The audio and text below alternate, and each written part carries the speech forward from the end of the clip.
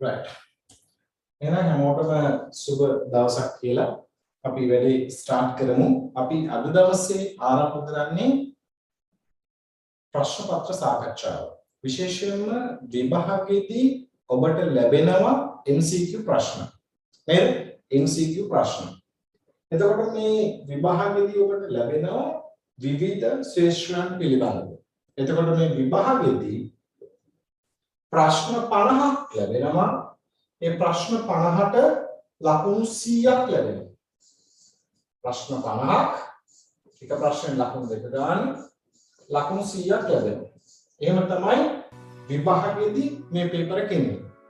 නේද? විභාගයේදී මේ පේපර් එක එන්නේ ඒ විදිහට. ඒතර ඒ විදිහට පේපර් එක එන නිසා ඔබට මේකෙදී වැදගත් වෙනවා ඔබ සතු දැනුම. නේද? ඒ වගේම වාසනාවක් වැදගත් වෙනවා. ලක්කිකක් පොඩ්ඩක් ඉතින් වැදගත් වෙනවා. මේකට සපෝට් කරන දෙවි කෙනෙක් ඉන්නවා කනාදෙවියෝ. MCQ කිව්වම ඒ ඉන්නවා නේද? right. ඉතින් අපිට සමහරට කනාදෙවියෝ වැඩ කරත් නැත. ඔබට දැනුම තියෙනවා නම් එච්චර බය වෙන්න දෙයක් නැහැ. නේද? අපි අංකයකට විශ්වාසය කියන්නේ දැනුම ගැන. දෙයියෝ ගැන නෙවෙයි. නේද? දෙයියෝ ගැන පස්සේ විශ්වාස කරනවා. මොකද මම දැන් අද කල්පනා කළා මේ දෙයියෝ ගැන විශ්වාස කරද්දී දෙයියෝ හොඳයි. ප්‍රශ්නයක් නැහැ. දැන් මේ දෙයියෝ දැන් සමහරවිට කිරි උතුරනවා වගේ දේවල් තියෙනවා. එතකොට දෙයියෝ මොකද කරන්නේ? මේ දෙයියෝ නෙමෙයි කපුවා. දෙයියොන්ට කියලා අපිට ආන් දෙනවා ලෝකේ තියෙන හැම දෙයක්ම වගේ. යාන වාහන ඉද කඩන් රක්ෂා දියුණුව ඒ සියලු දේවල් ආන් දෙනවා. ඒ විතරක් නෙමෙයි හැම දෙයකින්ම ආරක්ෂා කරලා දෙනවා. මට ප්‍රශ්න තියෙන්නේ මෙච්චර කපුවත් එක්ක ෆිට මෙච්චර දෙයියොත් එක්ක ෆිට එකේ ඉන්න කපුවට බෑ ඒ ටික කරගන්න. හැබැයි මට පොඩි ප්‍රශ්නයක් ආව එතනදී මොකක්ද දන්නවද? දැන් ওই මංගල කපුකම් කරන අය ඉන්නවනේ. මේ කපුව සමහරලාට හොඳ ගෑනු ළමයි පිරිමි ළමයි සෙට් කරලා දෙනවා. ඒව සෙට් කරලා දෙනවා. හැබැයි මිනිහට එහෙම එකක් සෙට් කරගන්න බෑ.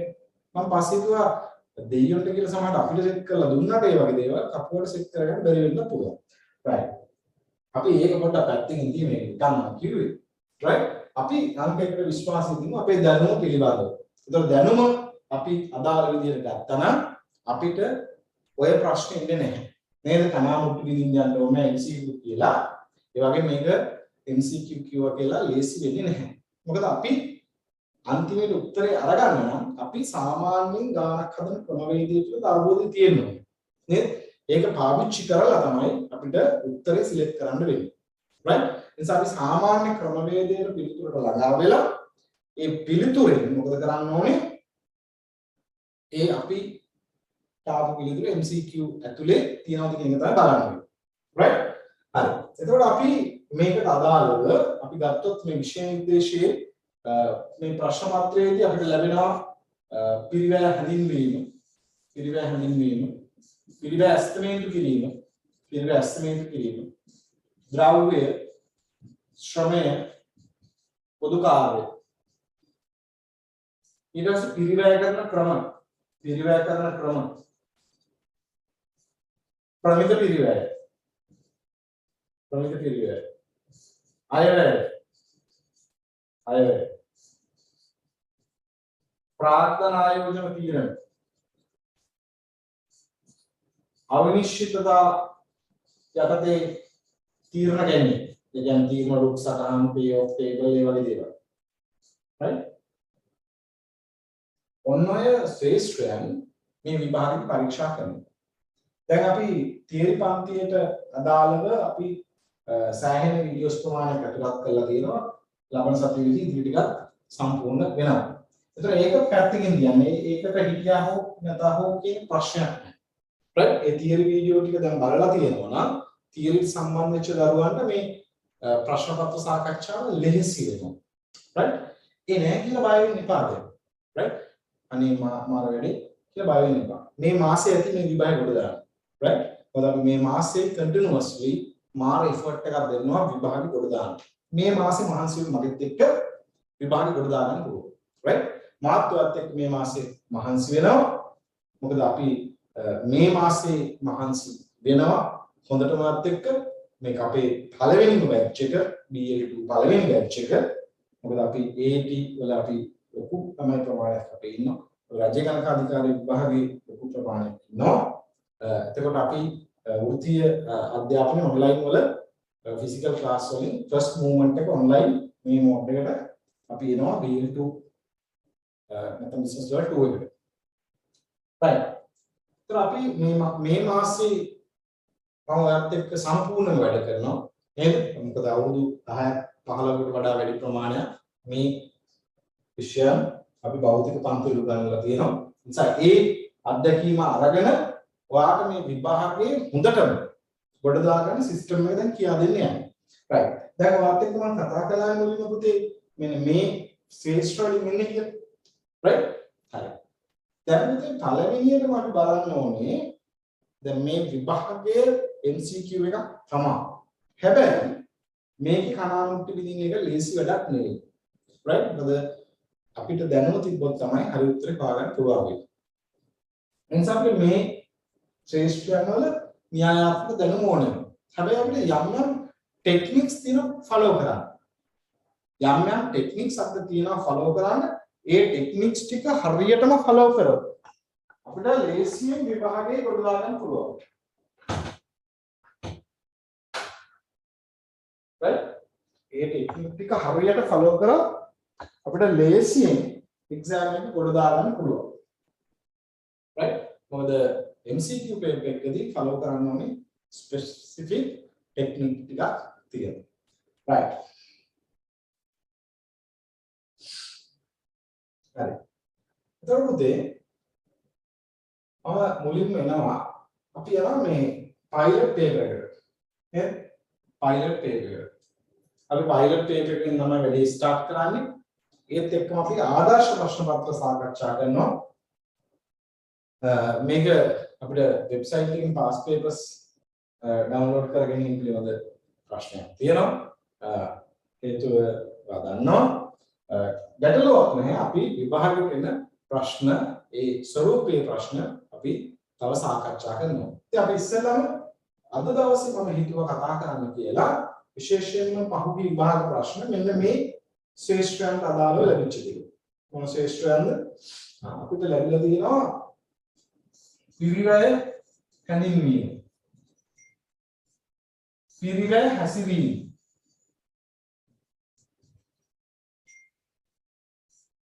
ද්‍රව්‍ය ශ්‍රමය පොදු කාර්ය.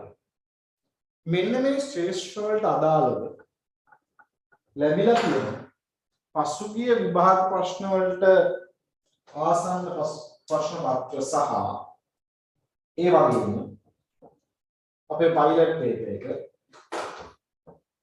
අපි සාකච්ඡා කරන්න බලාපොරොත්තු වෙනවා.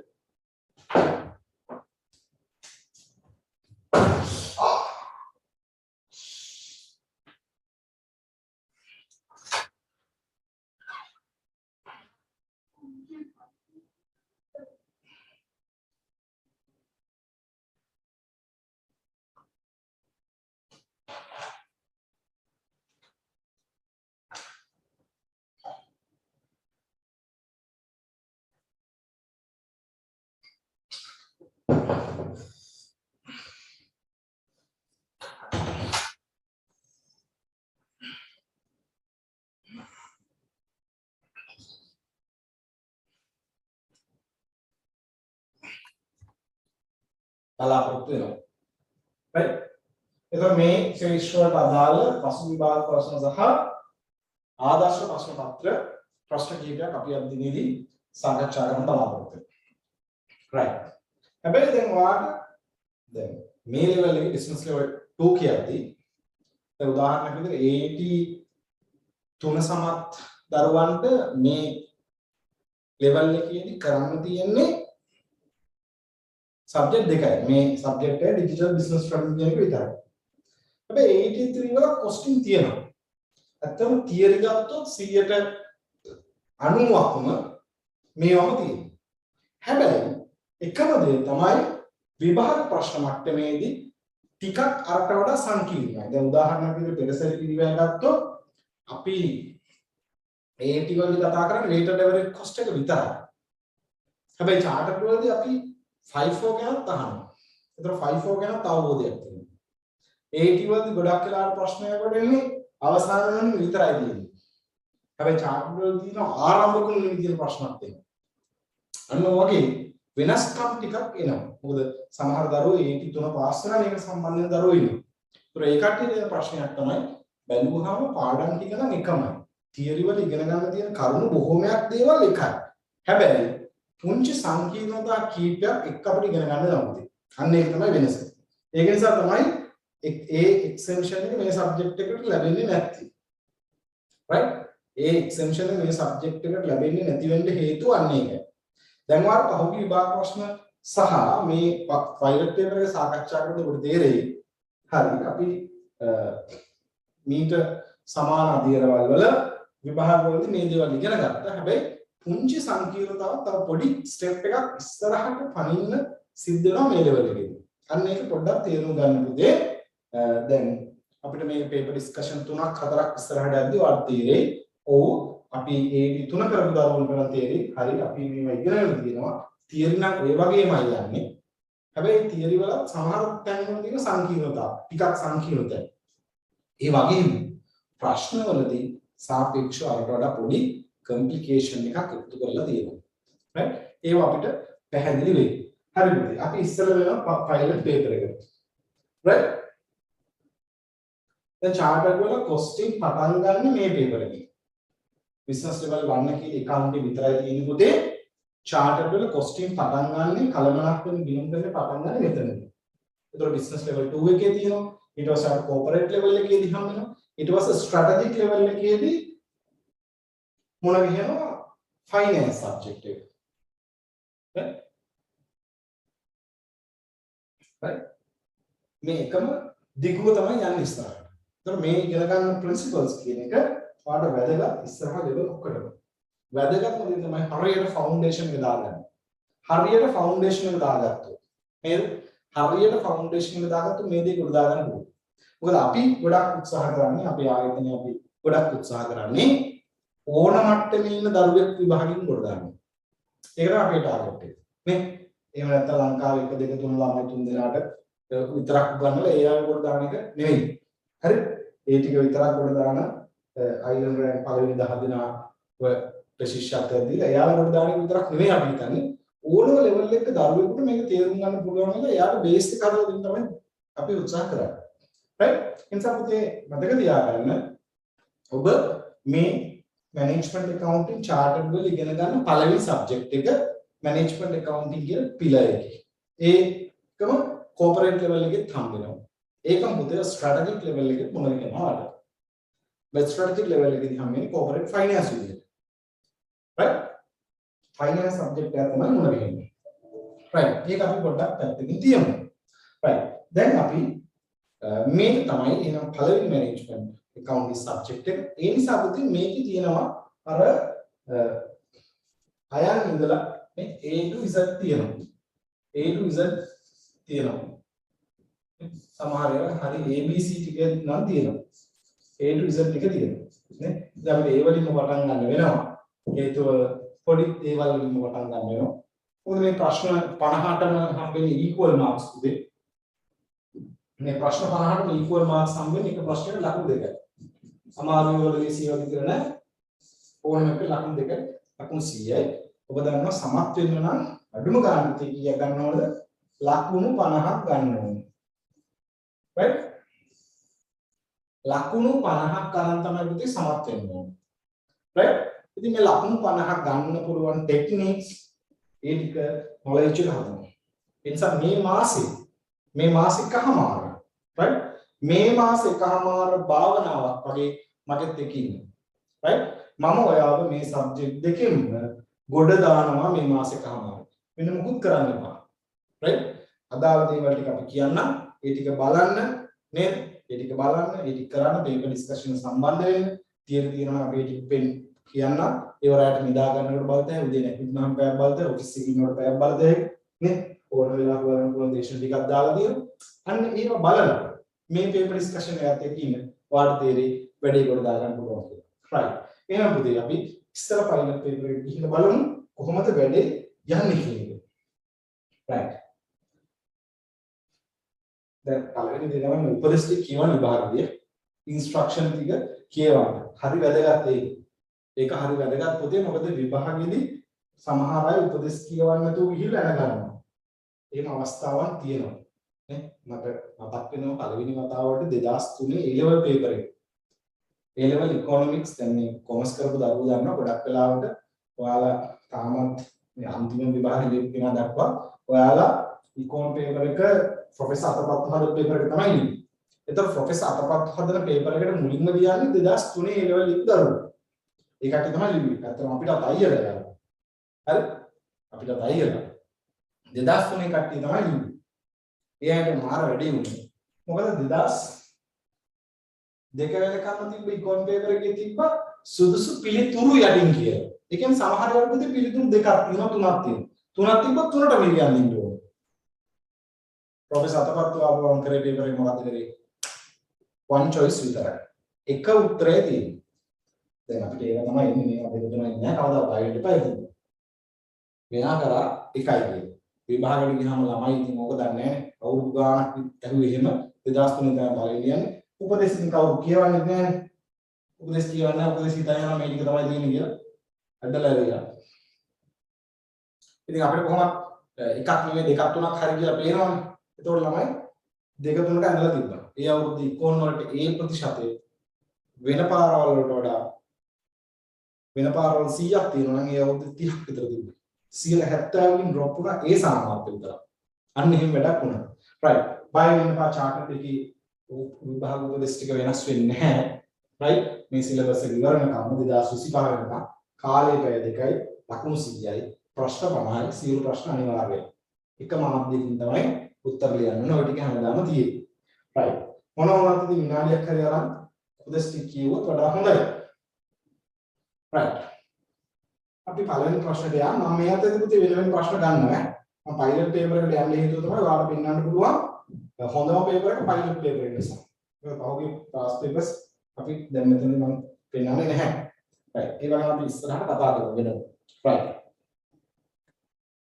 කලමනාකර ගිණුම්කරණය සහ මූල්‍ය ගිණුම්කරණය අතර වෙනස නිවැරදිව විස්තර කිරීමේ පහළ දක්වන කවර ප්‍රකාශයද? කලමනාකර ගිණුම්කරණය මූල්‍ය ගිණුම්කරණය අතර වෙනස. right. ප්‍රකාශන කීපයක් දීලා තියෙනවා. ඒකේ මොකක්ද හරි පිළිතුරු කියලා අහන්න. right. දැන් මොන කපටි පෙන්නවා මේ උත්තරේ නම් නිකන් වෙනස් වෙලා වෙන් කළා වගේ තියෙනවා වගේ දෙන ටිකක් ආයෙක වෙන්න ඇති කියලා. ආයෙක වෙන්න ඇති. ඒක තමයි. right. කමන්න මම මෙතනදී ඒක තමයි කියලා උනාට බලනවා. right. දැන් මේක බොහොම බේසික් දෙයක් අපි A level වලත් ඉගෙන ගත්ත කරන පුතේ. කමන්නේ නේ. මේක ඉතින් ආවා කිය. ඒක අනේ ඒක A level වල අපි ඕවා බලන්නේ නැති ඉන්න බෑ. ඒකත් වැදගත්. right. මූල්‍ය ගිණුම්කරණය බාහිර පරිශීලකයන් තොරතුරු සපයනකොට කලමනාකර ගිණුම්කරණය අභ්‍යන්තර පරිශීලකයන් තොරතුරු සපයන. හරි. එතනත් වෙනස්කමක් තියෙනවා. දෙක. මූල්‍ය ගිණුම්කරණය අභ්‍යන්තර පරිශීලකයන් තොරතුරු සපයනකොට කලමනාකර ගිණුම්කරණය බාහිර පරිශීලකයන් තොරතුරු සපයන. ඒක වැරදි. ඒක කොහොමද වැරදි? dead sure වැරදි ඒක. ඒක වැරදි dead sure. මූල්‍ය ගිණුම්කරණය අභ්‍යන්තරයට දීලා නෙමෙයි. හරි. මූල්‍ය ගිණුම්කරණය බාහිර අභ්‍යන්තර පරිශීලකයන් තොරතුරු සපයනකොට කලමනාකර ගිණුම්කරණය අභ්‍යන්තර පරිශීලකයන් පනත තොරතුරු සපයන. ඒකත් කොට හරි වගේ තියෙනවා. අන්තිමට මූල්‍ය ගිණුම්කරණය සහ කලමනාකරණය දෙකම අභ්‍යන්තර පරිශීලකයන් තොරතුරු සපයන. තොරතුරු සපයනවා තමයි. මේකත් පොඩ්ඩක් හරි වගේ පේනවා. දැන් ඒ කියන්නේ මූල්‍ය ගිණුම්කරණය කලමනාකරණය ගිණුම්කරණය තොරතුරු දෙකෙන්ම අභ්‍යන්තර කට්ටිය දෙනවා තොරතුරු නැත්තේ නැහැ. ඒක ප්‍රශ්න නැහැ. මූල්‍ය ගිණුම්කරණය බාහිර පරිශීලකයන් තොරතුරු දෙනවලු. කලමනාකරණය ගිණුම්කරණය අභ්‍යන්තර පරිශීලකයන් තොරතුරු සපයනවා. හැබැයි දැන් අපි ගත්තොත් මූල්‍ය ගිණුම්කරණය බාහිර කට්ටියට දෙනවා. හැබැයි අභ්‍යන්තර පරිශීලකයන්ට තොරතුරු සපයනවා. ඒක ගැටලුවක් නැහැ. ඒ මූල්‍ය අපි වාර්ෂික වාර්තාව ඒවා දිහා බලලා බෝඩ් ඔෆ් ඩිරෙක්ටර්ස්ලා ඩිසිෂන් ගන්න නැද්ද? මැනේජ්මන්ට් එක තීරණ ගන්න නැද්ද පුතේ? ගන්නවා. නේද? දැන් මේ වගේ MCQ අහම වඩා නිවැරදි පිළිතුරු බලන්න වෙනවා. නැත්නම් අපි සාමාන්‍යයෙන් කඩපාඩම් කරන් ඉන්නේ මූල්‍ය ගිණුම් කරන අභ්‍යන්තර, මූල්‍ය ගිණුම් කරන බාහිර, කළමනාකරන අභ්‍යන්තර දැක්කම ඩෝංගා පොලියට ගහනවා. මං කිව්වේ අන්න ඒක. right MCQ වලදී මේ දේ කරන්න යන්න එපා. right මේකේ නිවැරදිම පිළිතුර තුන්වෙනි පිළිතුර. හේතුව හරි කළමනාකරන ගිණුම් කරන්නේ නම් කොහොමද අභ්‍යන්තර විතරයි. මූල්‍ය ගිණුම් කරන්නේ පුතේ අභ්‍යන්තර කට්ටියටත් දෙනවා බාහිරයට දෙනවා. ප්‍රධාන වශයෙන් බාහිර පාර්ශ්වයන් තොරතුරු අවශ්‍යතාව සඳහා තමයි. හැබැයි අභ්‍යන්තර පාර්ශ්වවල තොරතුරු අවශ්‍යතාව සම්පූර්ණ වෙනවා. උදාහරණයක් විදිහට earning per share EPS එක. ඒ වගේ දේවල් අපි බලනවා internal parties management එක බලනවා board of directors ලා බලනවා. නේ? board of directors ලා මේ මූල්‍ය ගිණුම් කරන්නේ මගෙන් සපයන තොරතුරු දිහා බලලා තීරණ ගන්නවා.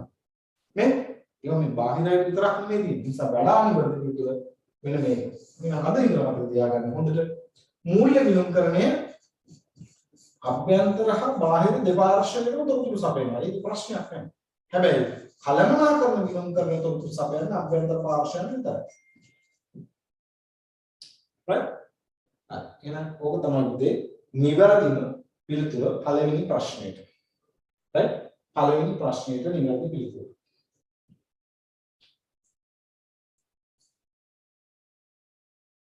මම මේ ප්‍රශ්න සමහරව පොඩි හදනවා මේ පොඩි ඒවා හදන තැන තියෙනවා. ඒ හදන තැන පොඩ්ඩක් නෝට් කරගන්න. දෙවෙනි එකේ තියෙනවා අදාළ පරාසය තුළ විස්තර. පිරිවැය වෙනස් වීම මුළු එකතුව දාවකයේ වෙනස් වීම ඍජුවම අනුපාතිකයි. අදාළ පරාසය තුළ විස්තර පිරිවැය වෙනස් වීම මුළු එකතුව දාවකයේ වෙනස් වීම වලට ඍජුවම අනුපාතික නොවේ. දැන් මේ තියෙන තොරතුරු වල නම්බර් 1 මාර වැඩි කියන්නේ පුතේ ආර්ථික විද්‍යාඥයාගේ විචාල්‍ය පිරිවැය මුළු විචාල්‍ය පිරිවැය පුතේ මෙහෙම යන්නේ. total variable cost. ඒ ආර්ථික විද්‍යාඥයා. හැබැයි accountant මුළු විචාල්‍ය පිරිවැය මෙහෙම කෙලින්නේ. ආර්ථික විද්‍යාඥයාගේ average variable cost කියන්නේ පුතේ මෙහෙම. හැබැයි ධනකාධිකාරීවරයාගේ average variable cost curve එක තියෙන්නේ මෙහෙම. බිඳුව 4ක් යනවා. මොනවද පුතේ යන බිඳුව? ධනකාධිකාරීවරයාගේ ඒකකයේ විචාල්‍ය පිරිවැය ස්ථාවරයි පුතේ. ඒකකයේ විචාල්‍ය පිරිවැය. ඒ වගේම ඒකකයේ විචාල්‍ය පිරිවැය ස්ථාවර නිසා මුළු විචාල්‍ය පිරිවැය නිෂ්පාදනකාරීතාව සමානුපාතිකව වෙනස් වෙනවා. එකක් හදද්දී මුළු පිරිවැය 10යි න දෙකක් හදද්දී 20යි තුනක් හදද්දී 30යි. හතරදී 40යි. ඒ කියන්නේ විචාල්‍ය පිරිවැය කියන එක නිෂ්පාදන ධාරිතාවට පිරිවැය තීරණය කරන සාධකයක් එක්ක සමානුපාතිකව වෙනස් වෙනවා. ඒකයි මේ පිරිවැය දාවකය කියලා කියන්නේ. ඒ ඩ්‍රයිව් කරන්නේ පැයද එහෙම නැත්නම් පැයද නිෂ්පාදන එකකද මොකද්ද? අන්නේ ඩ්‍රයිවර් එකත් එක්ක ෆස්ට් ඩ්‍රයිවර් එකත් එක්ක ඍජුවම වෙනස් වෙනවා. ඒ නිසා තමයි ඒකකයේ විචාල්‍ය පිරිවැය හැම වෙලාවෙම ස්ථාවර වෙන්නේ. අපි කළමනාකරන ගිණුම් කරන්නේ කතා කරන ඒකකයේ විචාල්‍ය පිරිවැය පුතේ සෑම විටම ස්ථාවරයි.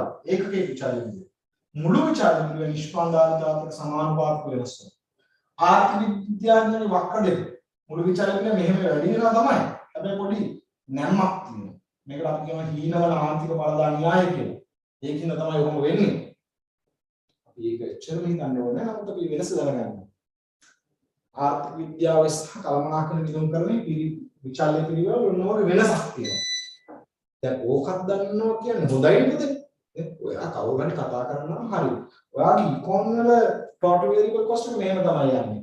ඔයාගේ average variable cost එක මෙහෙම යන්නේ. ඒක හේතුව තමයි ආර්ථික විද්‍යාව මේ සලකා බලන පරාසය තුලදී අපි සලකනවා මේ හීනවන ආන්තික ඵල න්‍යාය කියලා න්‍යායක් ඇප්ලයි කරනවා. එතකොට ඒ න්‍යාය accountantලා කතා කරන්නේ නැද්ද? නෑ accountantලා මේ කියන්නේ සලකා බලන ධාරිතා පරාසයක් විතරයි. එයාගේ ධාරිතා පරාසය හරි ලිමිටඩ්. ඒකනේ පුතේ accountantලා මෙහෙම එකක් කියන්නේ. අර පියවර ස්ථාවර පිළිවෙල කියලා කතා කරන්නේ. නේ? accountantලාගේ තියෙන පියවර ස්ථාවර පිළිවෙල කියලා එකක්. ආර්ථික විද්‍යාව කතා කරන්නේ නැහැ එහෙම ගන්නේ. step fixed cost. එතකොට මේ අපේ ස්ථාවර පිළිවෙලේ නා මෙතන 0.10යි. රේන්ජ් එකේ ස්ථාවරයි. 10යි 1800යි අතර රේන්ජ් එකේ වෙනස් වෙන ස්ථාවර පිළිවෙලට වෙනස් වෙනවා. රුපියල් 10000ක් තියෙනවා හැබැයි ඒක 10000ක් අතර එතනින් පස්සේ 18000 වැඩි වෙනවා කියන්නේ. ස්ථාවර පිළිවෙල. හරිනේ එහෙනම් පුතේ මෙන්න අර සලකා බලන ධාරිතා පරාසය කියන්නේ ඕනෝක. ඒකනේ පුතේ ගණකාධිකරණයේදී අපි ඔක විනාශ නිර්වචනය කරනකොට හැම වෙලාවෙම මුලට දානවා. සලකා බලන ධාරිතා පරාසය තුල වෙනස් නොවන පිරිවැය ස්ථාවර පිරිවැය.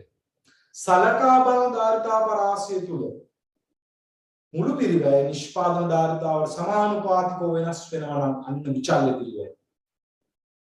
මොකද කතාව?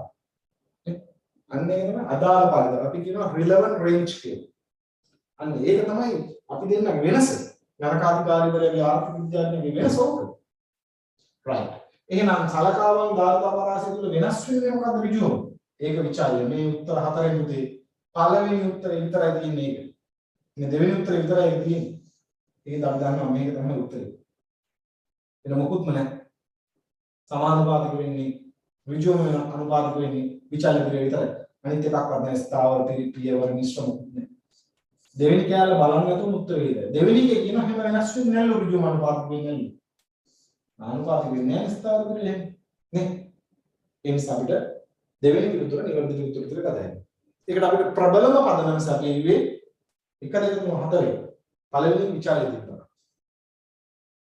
නේ මේක ඍජුවම අනුපාතික නොවෙනවා කියන එකට වඩා නොවෙනස්ව පවතින කියන කී බලන්න වඩා හොඳයි. නේ නමුත් පළවෙනි එක ස්ට්‍රෝන්ලි තියෙනවා විචාරය ඒක වෙනමුත් වෙන්න බෑ. ඒකින්ද අපි උත්තරේ තෝරගන්න ඕන තමයි MCQ ටෙක්නික් එකක් අපි මෙතන යූස් කරේ. ඔන්න දිනවා සුපිරි ප්‍රශ්නයක්. නේද? ඔන්න දැන් මම ඔයාලට කියා දෙන්න යනවා AT 3 සහ AT level එක සහ AT level එක සහ මම පොඩි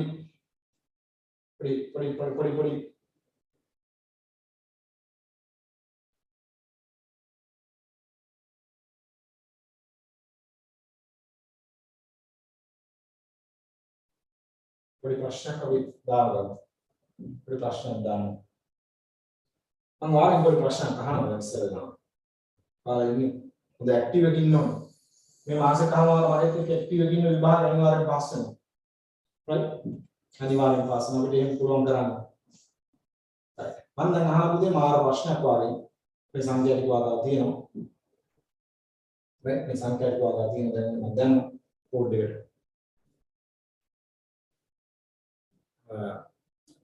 නිෂ්පාදන ධාරිතාව සහ මුළු පිළිවෙල තියෙන ධාරිතාවත් එක්ක පොඩි කතන්දරයක් කියනවා ඒකක 4500 ඉක්මවාට පස්සේ වැඩි වෙන පියවර ස්ථාවර පිළිවෙලක් තියෙනවා මේ එකතු ඇතුලේ. පළවෙනි ප්‍රශ්න මම අහනවා වගේ ඒකකයක විචාල්‍ය පිළිවෙල කීයද? මට උත්තරය දාන්න chat එකට. මම අහන පළවෙනි ප්‍රශ්නේ ඒකකයක විචාල්‍ය පිළිවෙල කීයද?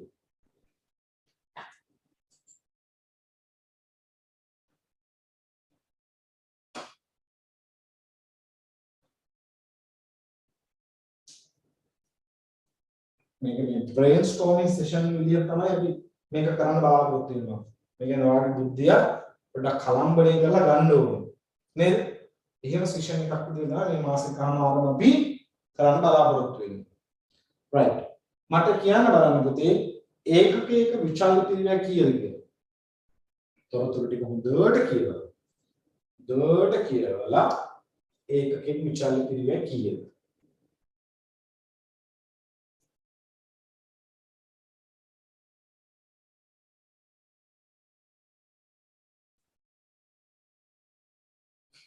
විනාඩියක් විතර දෙන්නම් ඕන. කියන්න බලන්න ඒකකයක විචාල පිළිවෙල කීයද කියලා.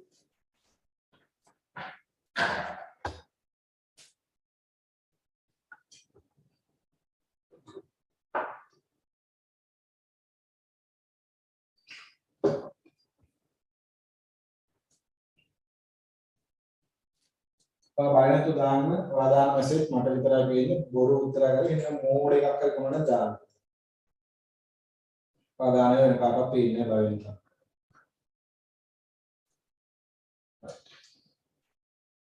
මට උත්තර කීපයක් ලැබුණා නිවැරදි සහ වැරදි පිළිතුරු දෙකම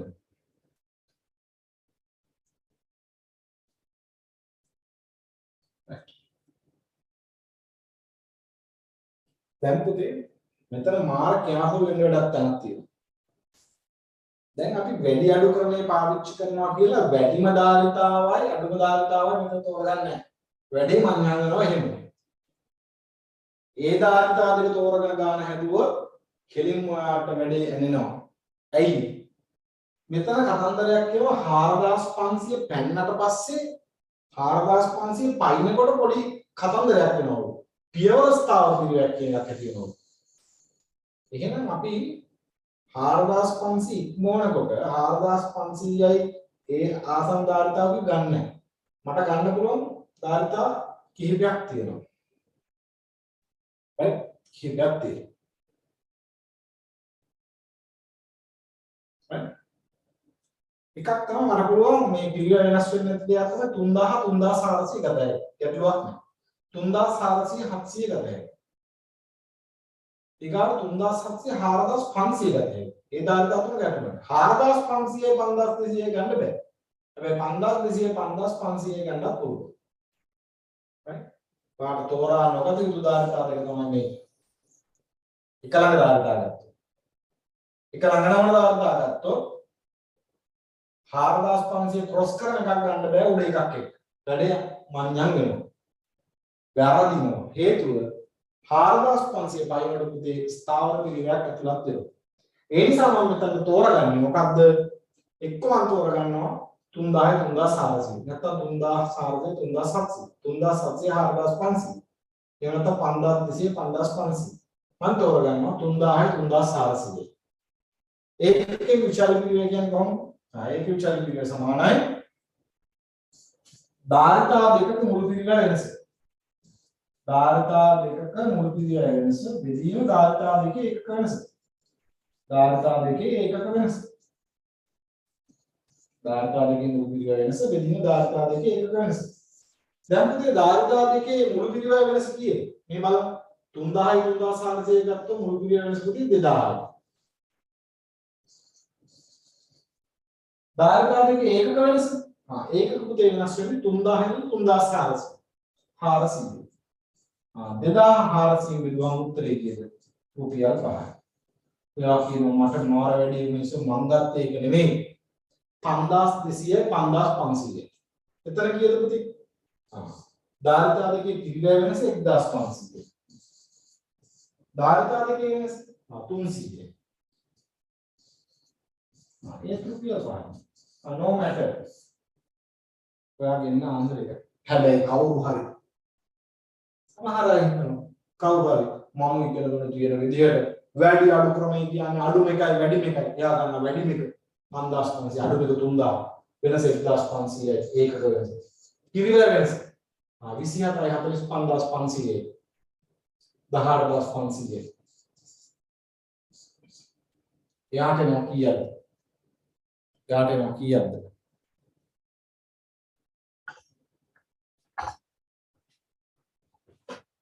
බෙදන්න.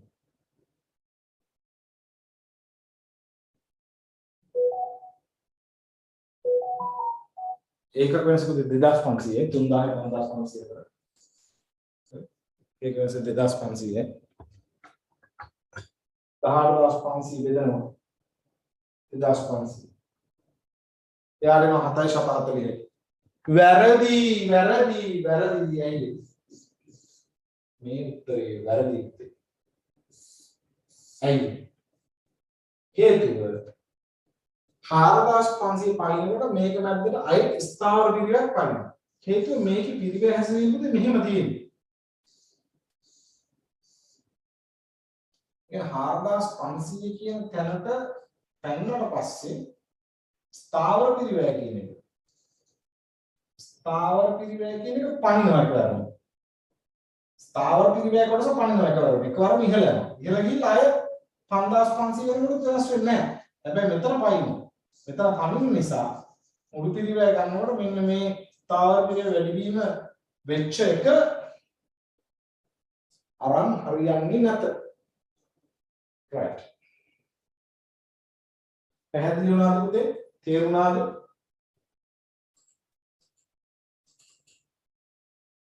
තේරුණාද පුතේ?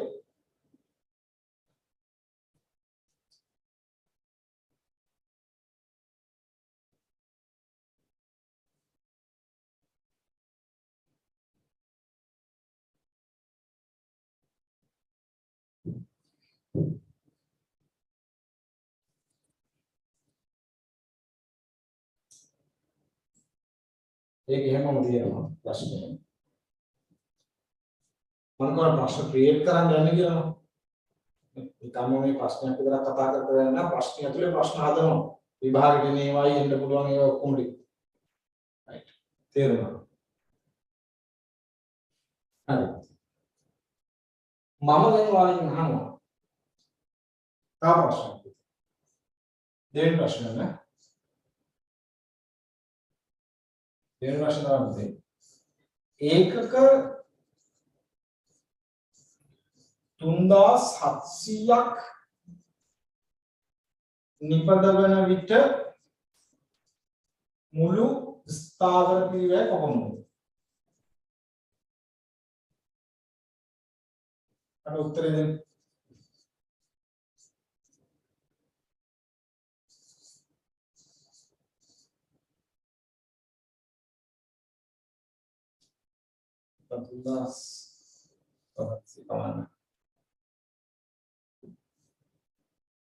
ඒකක 3700ක් නිපදවන මුළු ස්ථාවර පිරිවැය කීයද? right good answers කීයද එන බලමු. අපි ඒක කරන්නේ මෙහෙමයි. කැමැති ධාරිතාවක් තෝරගත්තා. නේද? ධාරිතාව තෝර විචාර පිරිවැය ගණනය කරගත්තා. ඒකින් අපි දන්නවා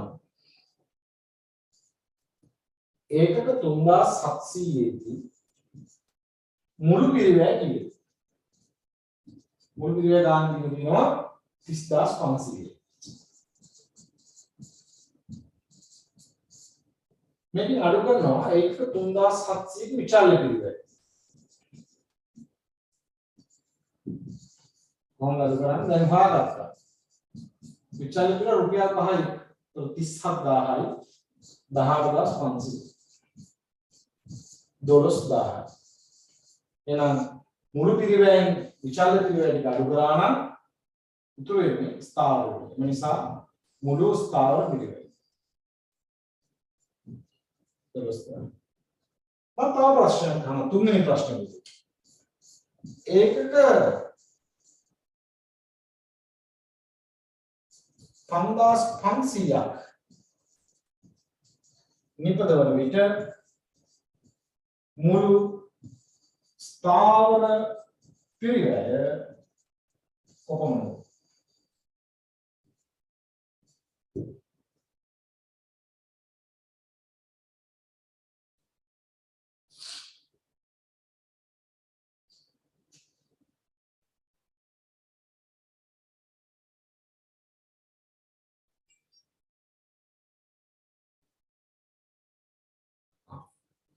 තුන්දාස් 700ක් නිපදවද්දී හරිනේ 5500ක් හැදුවොත්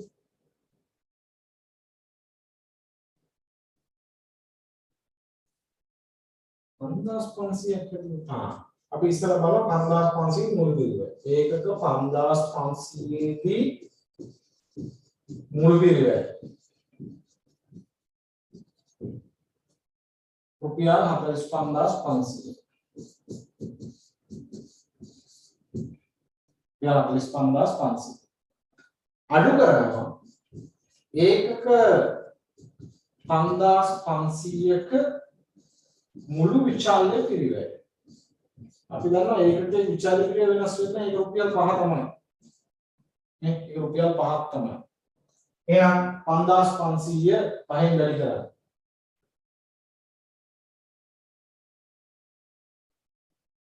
28500 18000 එම නිසා මුළු ස්ථාවර පිරිවැය කීයද 18000 ඒ කියන්නේ පුතේ මම මේකට ඇන්දොත් මෙහෙම අර වක්‍රේ මුලින්ම 12000ක් තියෙනවා ඒකට 4500ක් දක්වා 12000ක් තියෙනවා හැබැයි 12000 පැනපු ගමන් 4500 පැනපු ගමන් මොකද වැඩි වෙනවා කියද පුතේ 18000 හැබැයි ඒක තියෙනවා කීයක් වෙනවද 5500ක් වෙනකොට එහෙමම තමයි එහෙනම් මෙතන වැඩිවීම කීයද වැඩිවීම කීයද රුපියල් 6000 නේද රුපියල් 6000 right රුපියල් 6000 මම දැන් උතනින් නිකන් ඉන්නේ මම ආව උතනින් තව ප්‍රශ්න දෙකක් අහනවා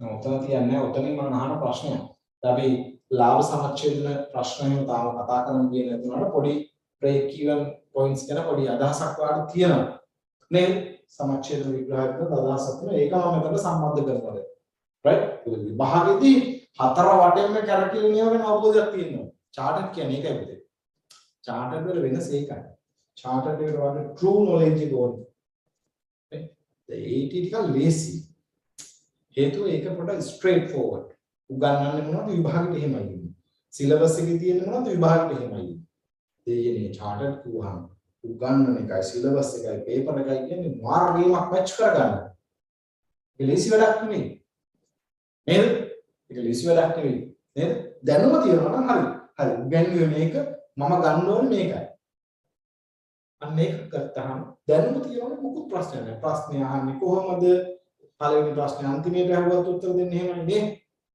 ඒක ප්‍රශ්නයක් නෑ උදාහරණයක් විදිහට මහාචාර්යවරේ එයාට තියෙන පොඩි මේකක් දැන් ප්‍රොෆෙසර්ස්ලා සමහරවල් තියෙන එයාලා ගොඩක් හිතනවා හැම දෙයක් කරලා දැන් මේ ප්‍රොෆෙසර් කෙනෙක් කියන්නේ එයා කවදාවත් පාටියකට යන්නේ නැහැ ඒ පාටියකට නොයන්න හේතුව පුතේ මෙයාට කවුරු හරි ළඟින් වාඩි වුණොත් මෙයාට මොකක්ද එයාට කතා කරන්නේ කියලා හිතා ගන්න බෑ ඉතින් මෙයා මේ යාළුවෙකුට කිව්වා මේ මට මාර ප්‍රශ්න මම පාටියක් වෙලා තියෙනවා ඒක අනිවාර්යෙන්ම යන්න ඕනේ මේ මොකද කරන්නේ කියලා කිව්වම ප්‍රශ්න තියෙන මේ දිහාම කවුරුහරි කතා කරොත් මට ළඟින් කවුරුහරි වාඩි වුණොත් අහන්න ඕනේ මොකද්ද කියලා හිතා ගන්න බෑ ඊට පස්සේ යා කිව්වා මෙහෙමයි මේ ළඟ කාන්තාවක් වාඩි වුණොත් අහන්න බැඳලාද කියලා මේ ප්‍රශ්න අහන්න යනකොට බැඳලාද කියලා ඊට පස්සේ අහන්න ළමයි ඉන්නවා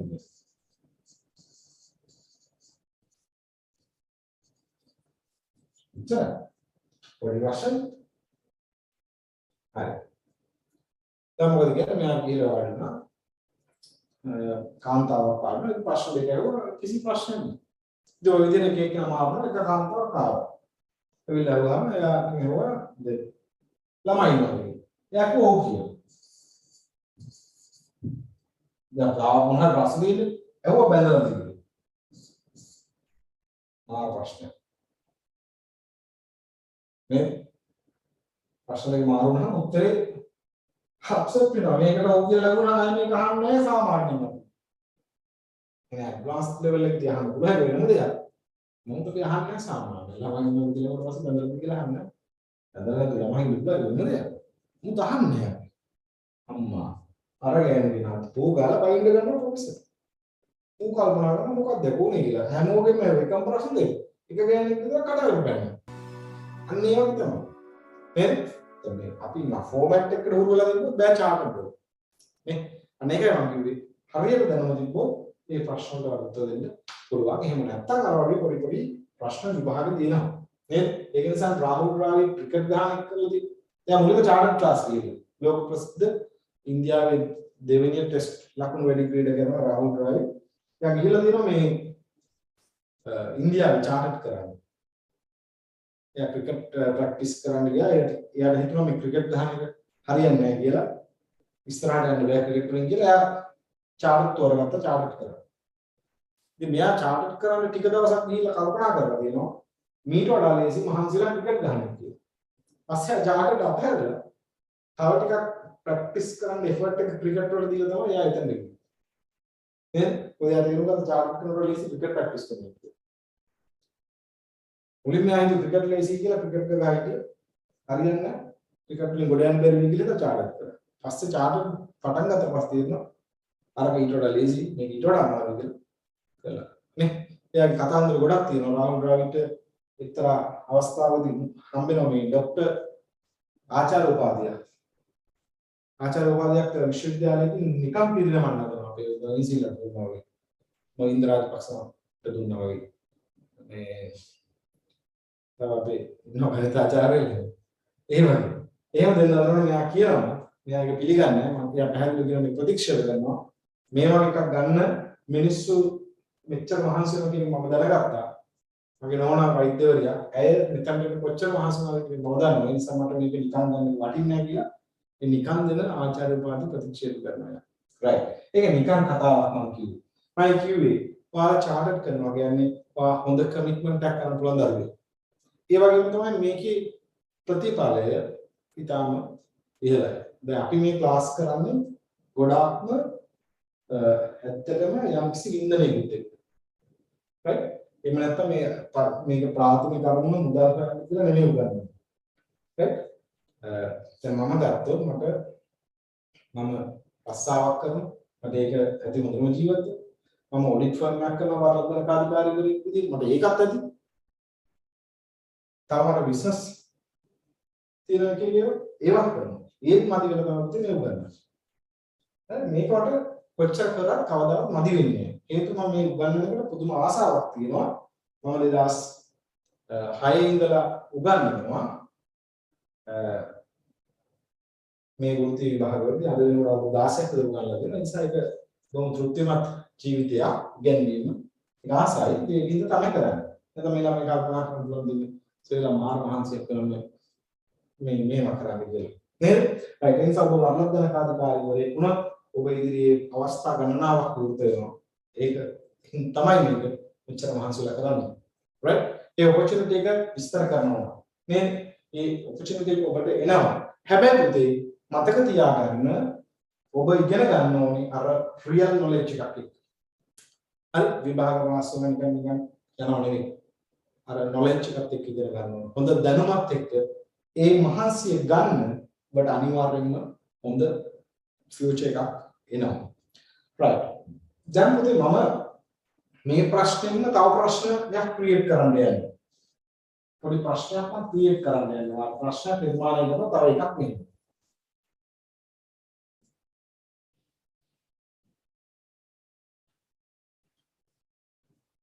ඒකකයක විකුණුම් මිල රුපියල්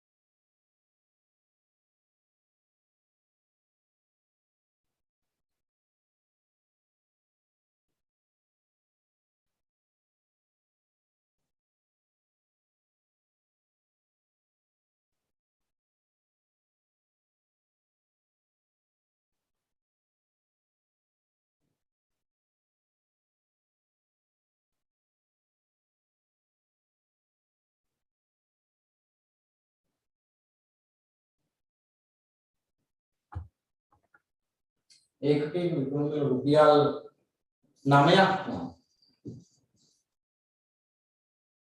රුපියල් 9ක් නම් පහත එක් විකුණුම් සීමාවේදී සමච්ඡේදනය සඳහා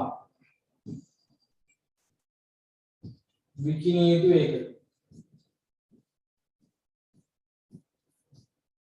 හරියට මම කියනවා විකුණුම් ඒකක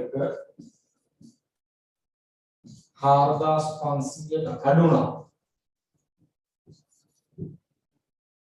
දෙක විකුණුම් ඒකක 4500ට වැඩි නම් මට උත්තරයක් දාන්න දෙකක් එකටයි දෙකටයි උත්තර දෙකක් දාන්නත් ගාව මම දැන් ගොඩක් සීමාව කතා කරගෙන යන්නේ ප්‍රශ්න දෙකක් කිව්වට සුකු පරාසයක් කතා කරගෙන යන්නේ ඒවා හරියට මල්ල ගන්න පුතේ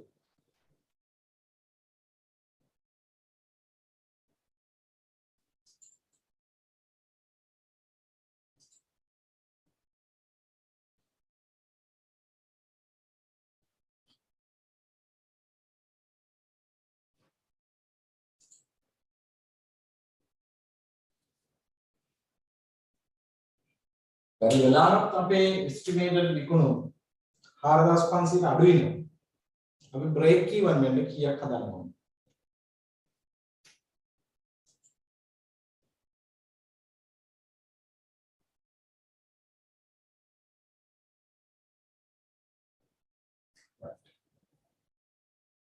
ආරදාස් 500ට අඩු වෙනවා. 4500ට අඩු වෙනවා. 4500ට අඩු වෙනවා පුතේ. දැන් බ්‍රේක් ඉවන් හොයන්නේ මේකයි සූත්‍රය. බ්‍රේක් ඉවන් එක හොයන්න පුතේ මෙන්න මේ සූත්‍රය. කොහොමද? BP සමානයි BP එකකට සමානයි ස්ථාවර පිළිවෙල බෙදීම ඒකට 10 කියලා සූත්‍රයක් තියෙනවා. ඉගෙන තියෙනවා. නේ? ස්ථාවර පිළිවෙල අපි දන්නවා 4500 ගන්නවා ස්ථාවර පිළිවෙල 12000. 10 කියන්නේ විකුණුම් මිල විචාල පිළිවෙල අතර වෙනස. විකුණුම් මිල 9 විචාල පිළිවෙල 5යි කියලා හොයාගත්තා. එහෙනම් 4යි. 12000 බෙදුවාම මේකට 3000යි. උත්තරේ නයි 3000යි. උත්තරේ නයි 3000යි. නේද? උත්තරේ ලැබෙනවා ඒකක 3000යි.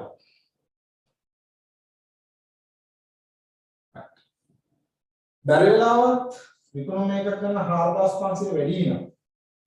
බ්‍රේක් ඉවන් පොයින්ට් එක හොයන්නේ මෙහෙම. දැක්ක ස්ථාවර විදිහේ හැම 18000 වැඩි වෙනවා. 10 ක වෙනස් වෙන්නේ නැහැ පුතේ. 10 ක විකුණුම් වල 9යි විචාල විදිහේ 5ම.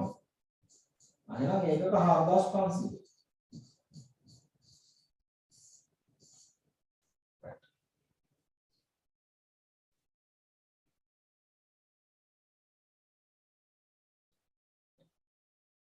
තව ප්‍රශ්නයක් අහමු. නතර වෙන්නේ නැහැ මම නිකන් නැති. මම අහනවා. තව ප්‍රශ්නයක් බලන්න. මොකද්ද? ඉල්ලුම ඒකක 4600ක් වෙනවා.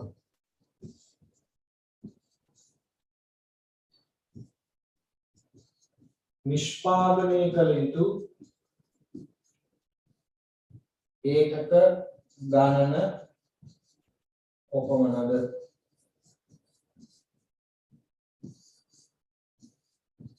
ලාභදායක උත්තර දෙන්නා අපේ ආරම්භ. ඩිමාන්ඩ් එක 4600ක් වෙනවා. අපි කීයක් හදනවා?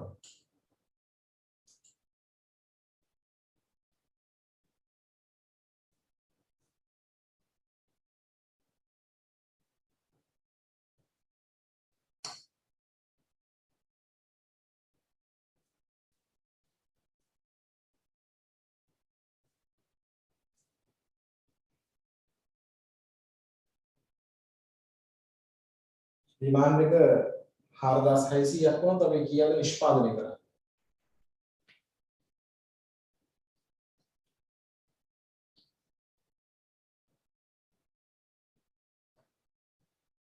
මෙතන තියෙන ක්‍රිටිකල් පොයින්ට් එක තමයි පුතේ. දැන් 4600ක් තියෙනවා කියලා 4600ක් හදන්න. අපි දන්නවා මෙන්න මෙතන තමයි ක්‍රිටිකල් පොයින්ට් එක. 4500 කියනවා. 4500ට වඩා වැඩි වෙනකොට එකවරම මුළු පිළිවෙල ඉහළට. එහෙනම් අපි බලනවා අපිට එක කඩයිමක් තමයි ඒක 4500 අනිත් එක දැන් අපිට තියෙන ඉල්ලුම 4600. අපේ සහභාගී කීයද? මට කෙලින්ම ගන්න පුළුවන් සහභාගී. සහභාගී 4500ක් හදුවොත් සහභාගී 4500 වැඩි කිරීම 4. ඒකකයක සහභාගී 4යි පුතේ. 18. මෙහි අපි අඩු කරන ස්ථාවර පිළිවෙල. 4500ක් හදුවොත් ස්ථාවර පිළිවෙල 12000යි. ඒ කියන්නේ ලාභය හම්බ වෙනවා කියද්ද 6000. බැරි වෙලාවත් 4600 ඩිමාන්ඩ් එකක් තිබ්බා. රුපියල් 4යි එකකින් සහභාගී. 18400.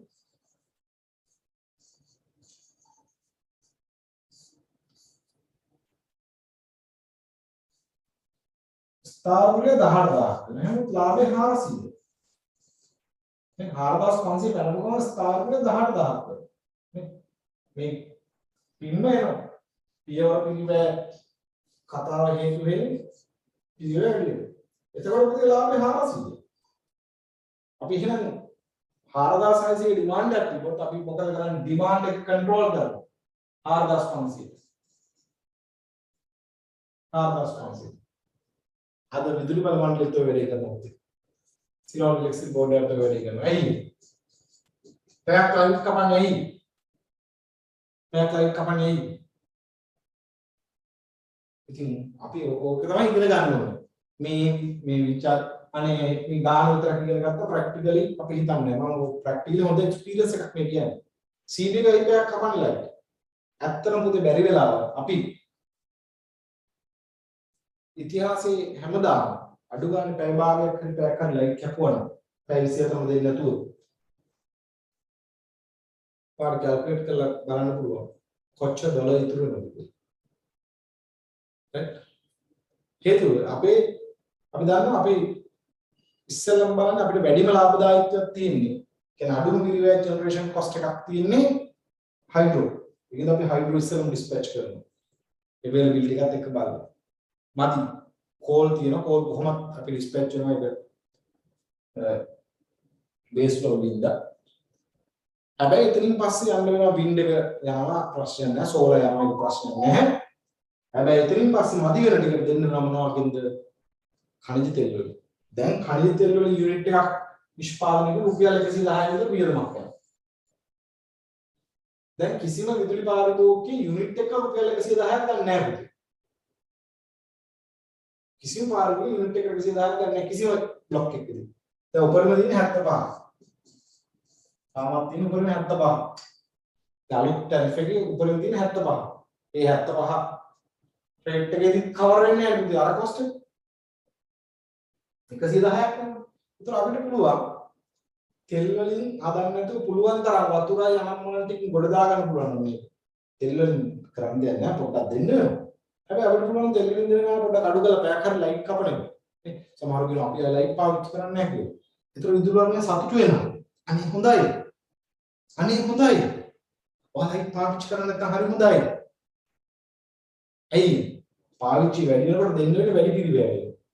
කවර් වෙන්නේ ආදායම නේ එතකොට අඩු කරොත් ලාභය වැඩි වෙනවා මිනිස් ලයිට් ඔෆ් කරොත් ලයිට් නිවලා ඉන්නවා නම් ලාභ වැඩි වෙනවා හේතුව අර හයිඩ්‍රෝ අනමන ටික පැන්නට පස්සේ අනකොට ජෙනරේෂන් කොස්ට් එක වැඩි රයිට් ඒක මම නිකන් කිව්වේ දැන් ප්‍රැක්ටිකල් එක්සැම්පල් මේ තමයි ගානකින් පෙන්නන්නේ 4500 ඉඳලා 600ට යනකොට අපේ සහභාගී වැඩි වෙන රුපියල් 400 හැබැයි ස්ථාවර විදියට ඉන්නවා කීයද 6000 ඉන්න වැඩක් නැහැ.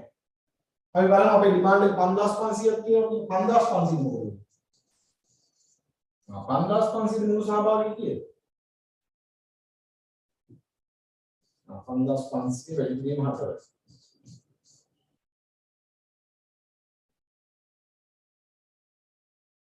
20000. 18000යි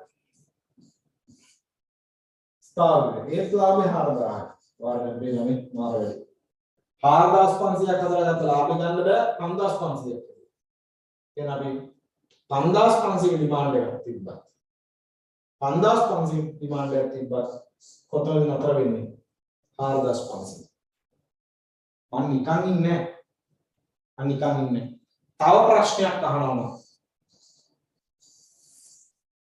ඔයාලෙන් තව ප්‍රශ්නයක් අහනවා මොකක්ද අහන ප්‍රශ්න මොකක්ද වෙන අහන ප්‍රශ්න දැන් ඉන්නේ අහන ප්‍රශ්න මොකක්ද මම අහන ප්‍රශ්න මේක වැඩිද මම දන්නේ නැහැ බ්‍රේක් කියවනේ අපි කරේ නැහැ බ්‍රේක් කියවනේ කරේ නැත්නම් ඒ වගේ දරුවෝ ඒවා බලලා නේ වීඩියෝ වල බ්‍රේක් කියවන chart වීඩියෝ බලලා තියෙනවා කිසිම ඉෂුව එකක් නැහැ මට ගන්න වැඩි ගොඩ මොකක්ද අහන්නේ මම අහන පුතේ මේක මොකක්ද වෙන අහන ප්‍රශ්න 4500ට වඩා ඉල්ලුමක් තියෙනවා 4500 දී ලබන ලාභය ලැබීමට තිබිය යුතු අවම ඉල්ලුම කොහොමද? යා ප්‍රශ්න ලේසි කරලා කොහොමද? කියන්න බලන්න දානවාන ප්‍රතිචාර එකකට උත්තර. දැන් අපි 4500 දී මණ්ඩලයක් තිබ්බත් වැඩක් නැහැ කියලා කිව්වා. මම එහෙනම් බැරි වෙලා ඩිමාන්ඩ් එක 4500 වඩා වැඩි. කවුරු හරි කෙනෙක් කියනවා මට මෙච්චරක් ඕනේ කියලා. අපි කියන සප්ලයි එක අපි 4500ට වඩා වැඩි නම් අපිට අඩුම ගන්නවා මෙච්චරකට ඕඩර් එකක් දෙන්න ඕනේ. එහෙම වුණොත් තමයි අපිට යන්න පුළුවන් නැත්නම් අපිට 4500ක් තමයි දැල්ක දෙන්න තියෙන්නේ. ඔය කපටි වැඩේ කරනවා. ඒ සමහර වෙලාවට මට කියන්න බැරි ඒවා තියෙනවා. ඔය දේ කරන සමහර ආයතන තියෙනවා. හදන්න පුළුවන් වුණත් හදන්නේ නැහැ. ඇයි ඉතින් ආයතන ප්‍රයිවට් ඕගනයිසේෂන් ප්‍රොෆිට් එක ගැන බලන්නේ. ඒ උදාහරණයක් ගත්තොත් මෙහෙම කියමු. දැන් මිනිස්සු කියනවානේ හැම වෙලාවෙම ප්‍රයිවටයිසේෂන් කරන්න ඕනේ. ප්‍රයිවටයිසේෂන් කරන්න ඕනේ. හැබැයි ප්‍රයිවටයිසේෂන් කරාට පස්සේ මෙහෙම දෙයක් වෙනවා. දැන් උදාහරණයක් විදිහට ඔයාලට ඔයා පාවිච්චි කරන ඩයලොග් සම්බන්ධතාව. ඔයාට ඩයලොග් එකේ ඉන්න තරට සිග්නල් නැහැ. සිග්නල් හරියට නැහැ.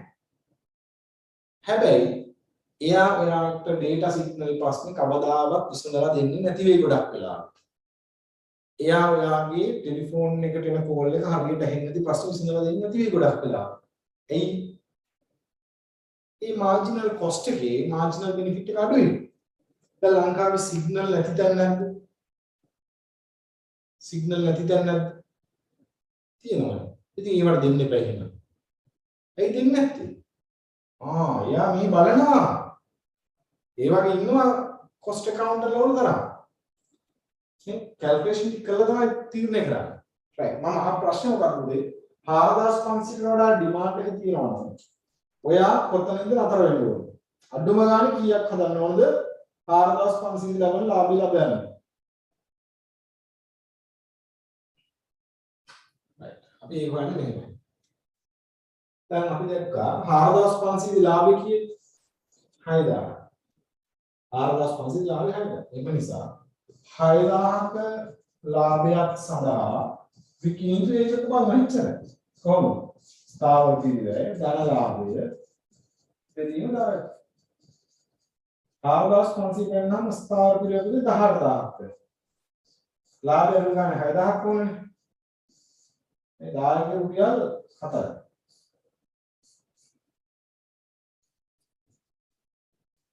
අන්න නෝ උත්තරේ ඒකට 6000. අඩුම ගානේ ඒකට 6000ක් තියෙනවා. ඒ කියන්නේ මෙතන 6000ක් ආවනම් 6000ක් ආවනම් අන්න වැඩේ යෝ. නැත්තම් අපි 4500 නතර වෙනවා. ආර්ථික වශයෙන් ලාභදායී නැහැ. cost beneficial නැහැ. ආර්ථික වශයෙන් නැත්තම් මේක ලාභදායී නැත පුතේ. right. දැන් අපි මේ ප්‍රශ්නෙත් එක්ක ගොඩාක් දුර ගියා. දුර යන්න ඕනේ ඉඳලා අපි දුර ගියා. ඒ දුර යන්න ඕනේ නැත්තම් අපිට මේ ප්‍රශ්න වලින් ප්‍රශ්න 6ක් 7ක් කතා කරලා. ඒ කියන්නේ එන්න පුළුවන් ඔක්කොම ටික කතා කරලා. right? එන්න පුළුවන් ඔක්කොම ටික වගේ අපි එන්න කතා කරලා ඉවර කරා. right. තව එක ප්‍රශ්නයක් ඒකෙන් මම දෙන්නම්. තව චූටි ප්‍රශ්නයක්. ඔයාලා මේකත් පොඩි try එකක් දීලා පුළුවන්. බැරි නැහැ. මම නිකන් අහනවා චූටි ප්‍රශ්න මේක අතට ලේසි. නිකන් අහනවා මේ පාඩ. ඒකක 7000 දී මුල් පිළිවෙල කීයද? මොකද අර ඉන්න ඕනේ ඔක්කොම ප්‍රශ්න ටික දෙන හින්දා ඒක මේක තමයි ඉතුරු වෙච්ච එකම ප්‍රශ්න. ඒකක 7000යි මුළු පිළිවෙල කිව්වේ. හදලා දාන්න පුතේ.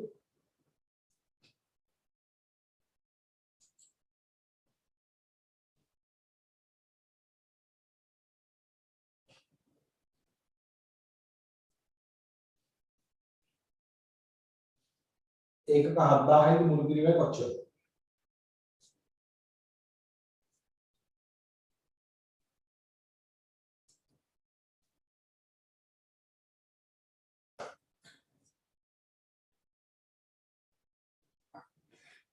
ඒකක 7000යි මුළු පිළිවෙල කොපමණද?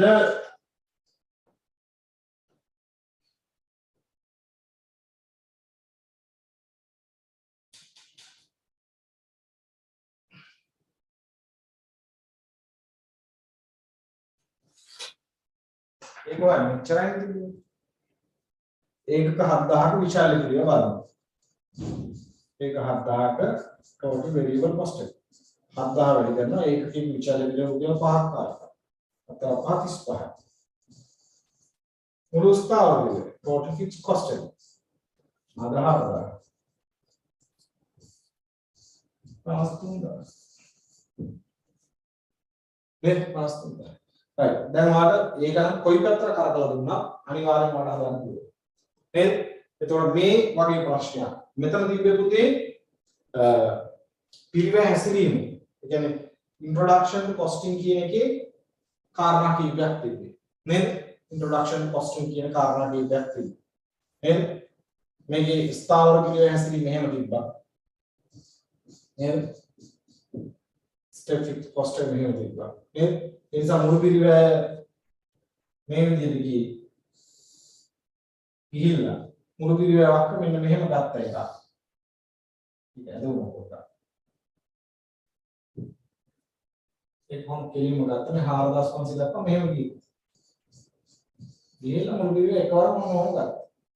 හැබැයි ගිහිල්ලා ආයෙත් කියන්නේ ඔන්න total cost curve එක. ඔයාලට කතා කරපු සිනාරියෝ එකේ total cost curve එක මේ. එතකොට මෙන්න මේ total cost curve එකේ මෙන්න මේ දෙක අතර වෙනස 6000ක් තියෙනවා. මාර ලස්සනයි මාර ලස්සනයි.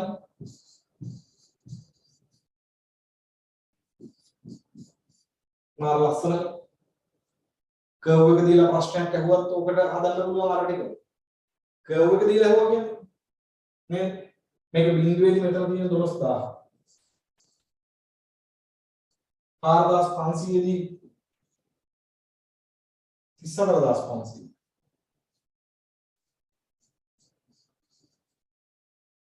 නේද?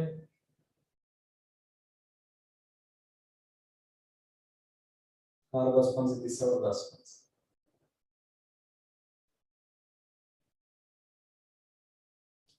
ඊට පස්සේ මෙතන 5500. මේ හයිලයිට් එකෙන් මම දැන් දාපින්න 5500 එහෙම දෙන්න උඩ පිළිවෙල විතරක් දෙන්න. ප්‍රස්තාරේ ඒක විතරයි දෙන්නේ. 6000 දෙන්නේ නැතුව ප්‍රස්තාරේ මොනවද මම වෙනසක් කරනවා දාලා දෙන්න. එහෙම නැතුව ප්‍රස්තාරේ දෙනවා මෙහෙම. 45500. ප්‍රස්තාරේ මොන ඔච්චරයි දෙන්නේ. ප්‍රස්තාරයේ සංඛ්‍යාතුම විතරක් දාලා තිබ්බා. කොහොමද ඔය හදන්නේ? ඔය සංඛ්‍යාව විතරක් දාලා දෙනවා කොහොමද හදන්නේ?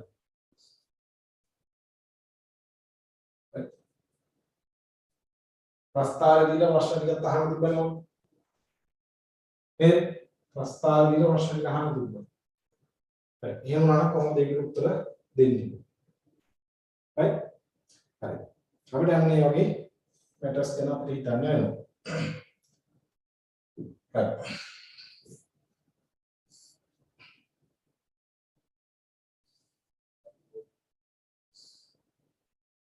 පස්වෙනි ප්‍රශ්නේ. පස්වෙනි ප්‍රශ්න දෙක පොඩ්ඩක් බලන්න. සමහර අය විදිහට සම්පූර්ණ එක කාලවල දෙනවා. පැයට. බාධාකාරී තත්ත්වයන් දරුවෝ තියෙන පුළුවන්. right. පස්වෙනි ප්‍රශ්නේ බලන්න පුතේ.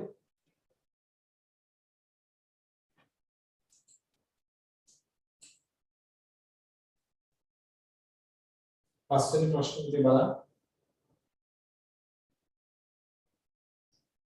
අදාළ මෙහිම පරාසය තුළ විචල්්‍ය පිළිවෙලක් වුණේ කවර පිළිවෙලද? විචල්්‍ය පිළිවෙල. විචල්්‍ය පිළිවෙල දැක්කා නිෂ්පාදන ධාරිතාවත් එක්ක මොනක් අතරේ පිළිවෙල දාවකයක් එක්ක සමානුපාතිකව නැත්නම් ඍජුව වෙනස් වෙනවා. ඍජුව වෙනස් වෙනවා. ඉලෙක්ට්‍රොනික නිෂ්පාදකයෙකුගේ කර්මාන්ත ශාලා ගොඩනැගිල්ල සඳහා කුලී වියදම්. කුලී වියදම් ඒක නෑ. ඒක ස්ථාවර පිළිවෙලක්. මිසක් විචල්්‍ය පිළිවෙලක් නෙවෙයි. ඉලෙක්ට්‍රොනික නිෂ්පාදකයෙකුගේ කර්මාන්තශාලා යන්ත්‍ර සූත්‍ර සඳහා කල්වද පිළිවෙල. ඒ කල්වද පිළිවෙල කියන්නේ පොඩි මේකක් තියෙනවා. නමුත් අපි දන්නවා කල්වද අරන් තියන්නේ කාලච්ඡේදයක් සඳහා නම් ඒක විචල්්‍ය පිළිවෙලක් වෙන්නේ නැහැ. ගුවන් යාන සමාගමක් සඳහා ගුවන් යාන වෙනුවෙන් ඉන්ධන. ඒක නකොට විචල්්‍යයක. 4. ගුවන් යාන සමාගමක ෂෙයරින් අපි සාමාන්‍ය කාලය පදනම් කරගෙන කරන්නේ. ඒ නිසා ඒක විචල්්‍ය පිළිවෙලක් වෙන්නේ නැහැ. හැබැයි මේ ඉන්ධන ධාරිතාවත් එක්ක වෙනස් වෙනවා. මොකක්ද මෙතන ධාරිතාව කියන්නේ? ගුවන් පැය. එහෙම නැත්නම් ධාවන ගුවන් සතපෝ. මේක තමයි ගන්න පුළුවන් පිළිවෙල දාවක.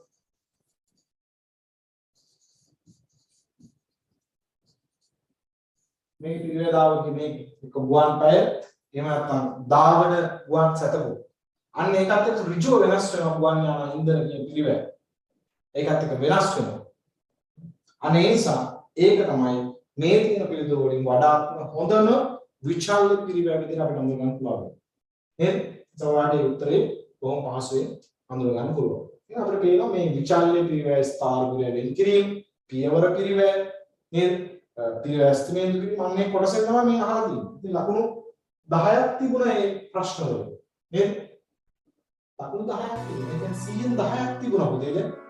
නේ? ලකුණු 10ක් තිබුණා පිළිවෙල හැඳින්වීම පිළිබඳව.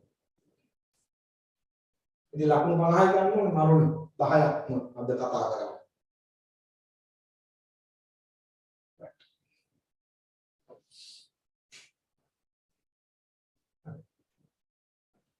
දැන් පිළිවෙල allocation, cost allocation අන්න ඒ concept වලින් ඊළඟට ප්‍රශ්න දෙකක් තියෙනවා.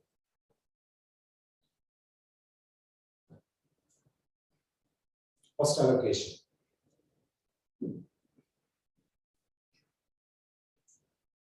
මෙම තොරතුරු භාවිතා කරමින් 6 හා 7 ප්‍රශ්න වලට පිළිතුරු සපයන්න.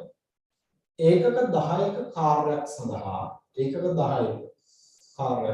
දුරට කියවන්න පුතේ ඒකක 10ක කාර්යයක් සඳහා ඒ යුනිට් 10ක් තියෙන චොප් එකට මොනවද ගන්න අපි සඳහා 20.50ක පිළිවෙලට අනුභවය කිලෝග්‍රෑම් 25ක්ද ශ්‍රම පැයකට 160 පැයකින් ශ්‍රම පැය 10ක්ද අනිකුත් ඍජු වියදම් සහ 450ක් අවශ්‍යයි. සමාගම ක්‍රියාත්මක වූ කුලී ගොඩනැගිල්ලට බැවින් මාසික කුලිය 20000ක්. මාසික අයවැයගත නිෂ්පාදනය ඒකක 10000ක්. මාසික අයවැයගත නිෂ්පාදනය ඒකක 10000ක්. අපෙන් අහන්නේ කාර්යයේ ප්‍රාථමික පිරිවැය කොහොමද?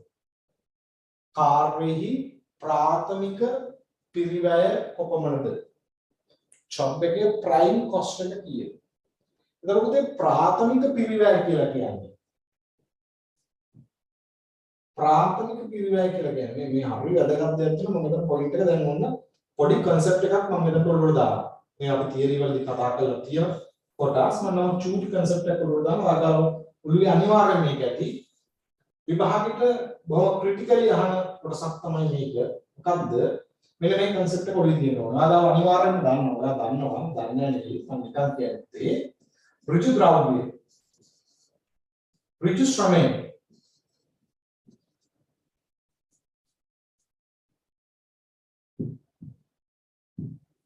ඍජු ද්‍රව්‍ය ඍජු ශ්‍රමය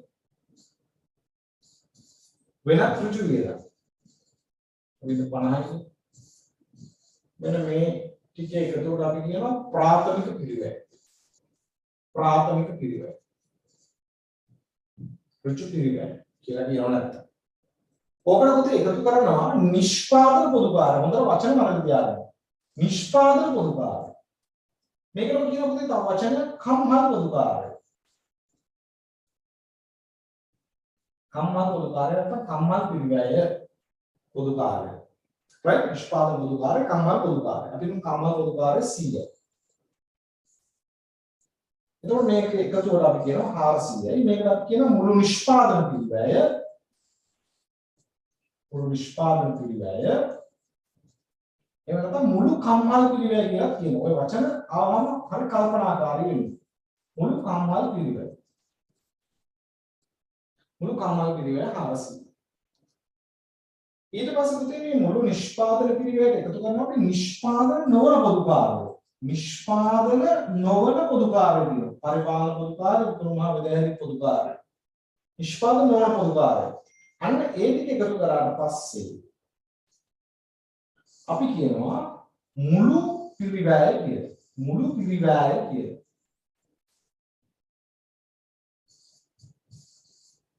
අපිට ක්‍රිටිකල් වෙන්න පුළුවන් මේවා මුළු නිෂ්පාදන පිරිවැය සහ මුළු පිරිවැය.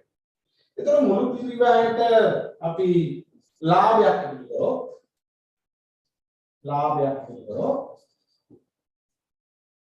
අපි කියමු ලාභය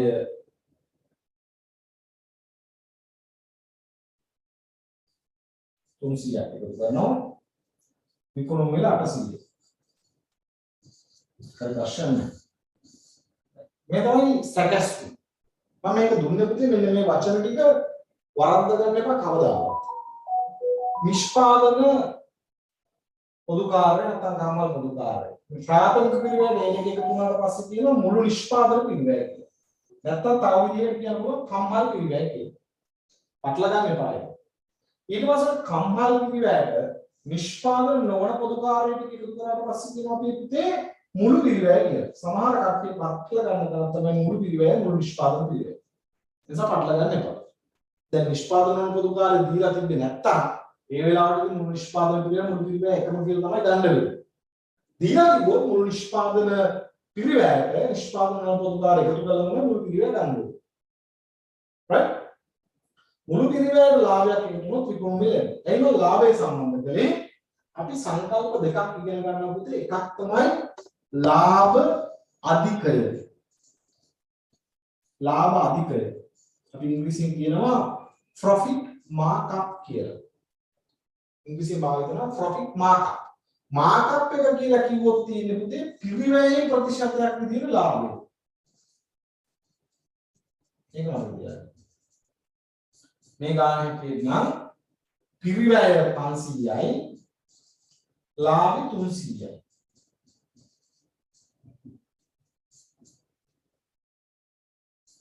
එතකොට ලාභ අධිකය ගත්තොත් පුතේ 160යි.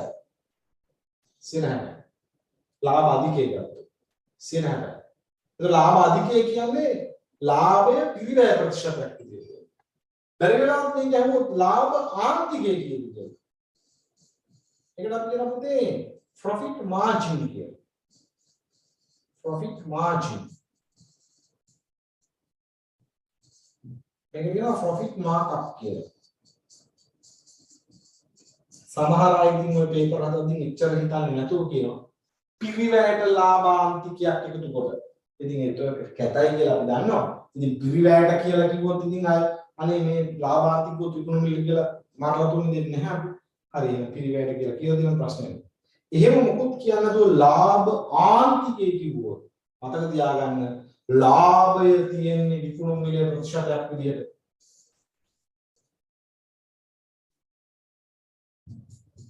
ලාභය කියන්නේ ලාභය 300. දැන් විකුණුම් මිල 800.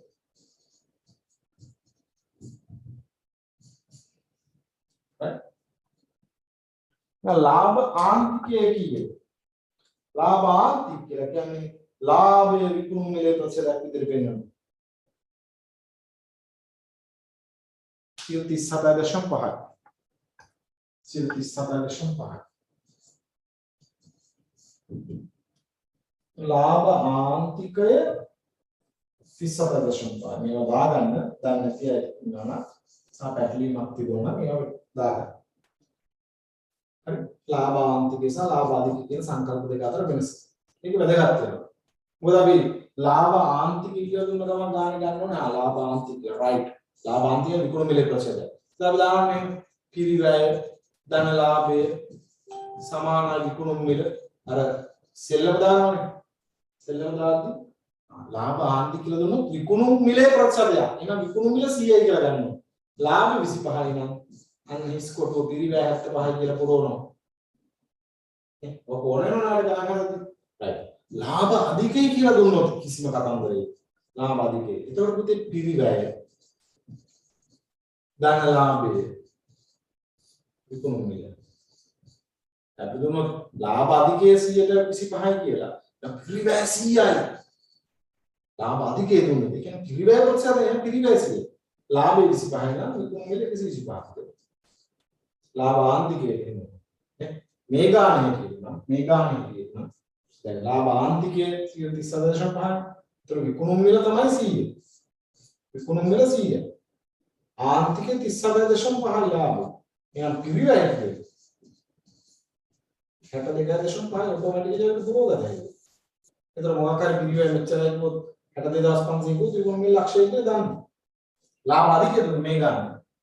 පිරිවැය ධන ලාභය විකුණු මිල. ඒතර අපි ආදේශ කරනවා ලාභ අධිකකතු පිරිවැය 100. ලාභ අධිකය 60. 160. ඒකට පැටලෙන කියන තමයි 160 කියන්නේ 800. එහෙනම් 60 කියන්නේ කීයද 100 කියන්නේ කීයද? මෙතන 100 කියන්නේ 800. එහෙනම් 62.5 කියන්නේ කීයද? 37.5 කියන්නේ කීයද? කොහොම හොයන්න පුළුවන්? අන්න ඔය වැඩේ වෙන්න නම් ඔය concept එක clearly තියෙන්න ඕනේ. ඔය concept එක clearly තියෙන්න ඕනේ. ඔය concept එක clearly තියෙන තමයි උතන අතරමං වෙනවා. එක එක බුල ගහනවා. එක එක බුල ගහනවා. නේද? ඒ ලාභාන්තිකය කියන එක වෙනස දන්නේ අධිකය දන්නේ නැහැ. cost structure එක මේ cost හැදෙන විදිහේ වචන ටික හරියටම තියාගන්න. අපි ඔහි ආන සමහරවිට හිතන්නේ නැතුව එහෙම හිතන්නේ නැතුව ගියොත් අන්න අප්සෙට් කේස් එකක් වෙනවා. මේ එහෙම යන්න බෑ. චාර්ටඩ් වල නම් එහෙම යන්න බෑ. right? ඉතින් මාර විදියට පාත් එක ක්ලියර් කරගෙන යන්න ඕනේ. එහෙම ක්ලියර් කරන් ගියාම පුතේ ඔයාලට ඕන ලෙවල් එක පාස් වෙන්න පුළුවන්. කෝපරේට් ලෙවල් එකද ස්ට්‍රැටජික් ලෙවල් එකද පාස් වෙන්න පුළුවන්. හැබැයි විෂය ඉගෙන ගන්නවා වෙනකොට විභාග පාස් වෙනවා කියලා විතරක් උන්නේ තියන් ගියොත් විභාග පාස් වෙන්නත් අමාරු වෙනවා. විෂය ඉගෙන ගන්න කොහොමද බැරි වෙනවා. මොකද ඒක ඔබ්ජෙක්ටිව් එකක් නේ. චාර්ටඩ් කරන එක එහෙම කරන්න එපා. මොකද චාර්ටඩ් එක අන්තිම තැනට යන්න අනිවාර්යෙන් අන්ඩර්ස්ටෑන්ඩින් එක තියන්න. එතකොට පුතේ මේ වැඩේ ගොඩ දාන්න පුළුවන්. right? මේ වැඩේ ගොඩ දාන්න පුළුවන්. right? හරි. එහෙනම් මම හිතනවා දැන් දරුවනේ ඔයාලට පැහැදිලි වුණා මම කියපු කාරණා ටික. right? මම මේ පොඩි බ්‍රීෆින් එකක් දුන්නේ. මේ බ්‍රීෆින් එක ඔයාලට අනිවාර්යෙන්ම අවශ්‍ය වෙන දේ වැඩේ කරන්න. right? මේ බ්‍රීෆින් එක අනිවාර්යෙන්ම දේවට අවශ්‍ය වෙනවා මේ වැඩේ කරන්න නම්. right? දැන් අපි මේ ප්‍රශ්නට යමු. මේ ප්‍රශ්න දෙකට අපි යමුද? හරි. අපි අහන්නේ දැන් කතන්දර කියවුවා අපි ඍජු වියදම් 450යි සමාගම ක්‍රියාත්මක කුලී ගොඩනැගිල්ල වෙයි මාසික කුලී 20000යි මාසික ආයවැයගත නිෂ්පාදනය 1000යි. පළවෙනි නම් කාර්ය ප්‍රාථමික පිළිවෙල කොහොමද? ප්‍රාථමික පිළිවෙල කියන්නේ ඍජු ද්‍රව්‍ය. ඍජු ද්‍රව්‍ය කිලෝග්‍රෑමයක් 20.50 ගානේ වන කිලෝ 25ක් ඕනේ. කිලෝ 25ක් ඕනේ එහෙම.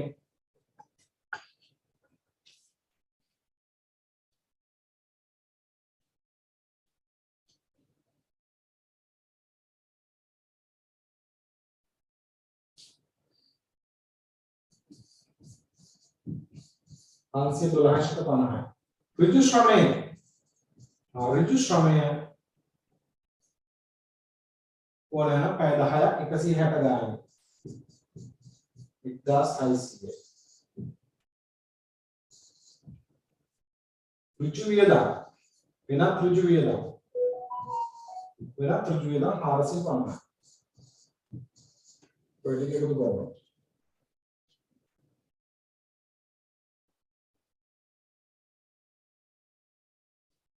2562යි ශත 50යි ප්‍රාථමික පිරිවැය.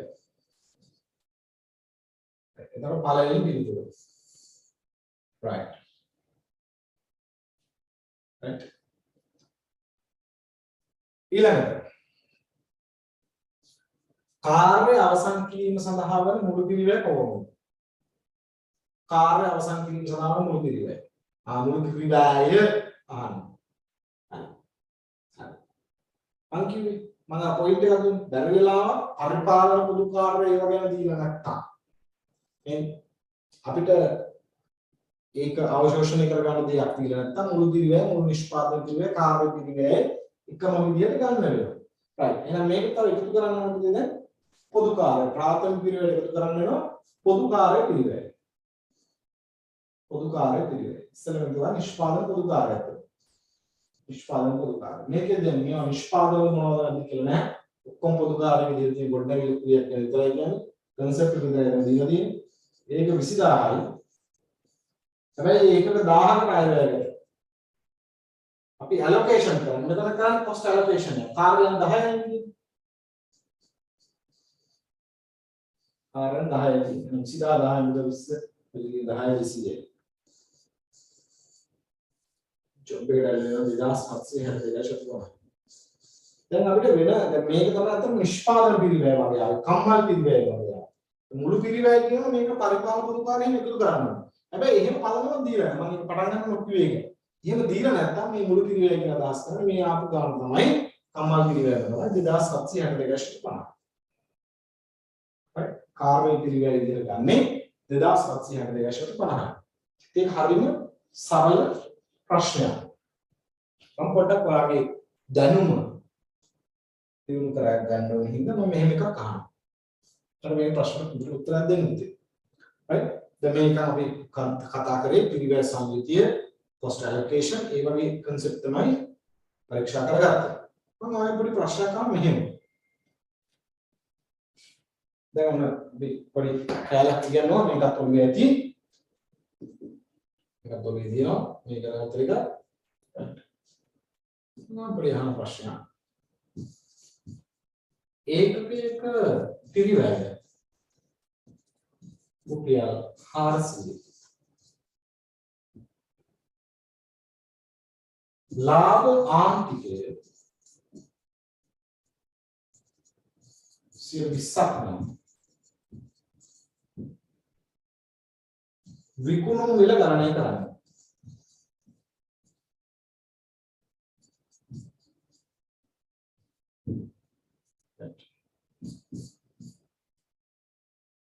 විනාඩි 2ක් අරන් උත්තරයක් දෙන්න පුතේ.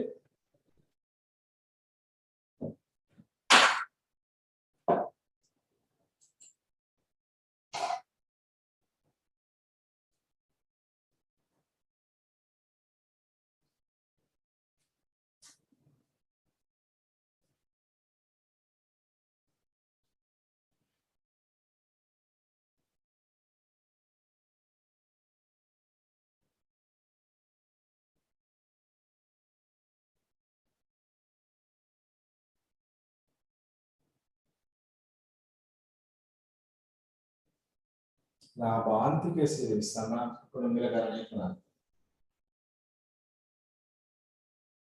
තර කීපයක් ලැබෙනවා. තවදරු උත්සාහ කරන්න.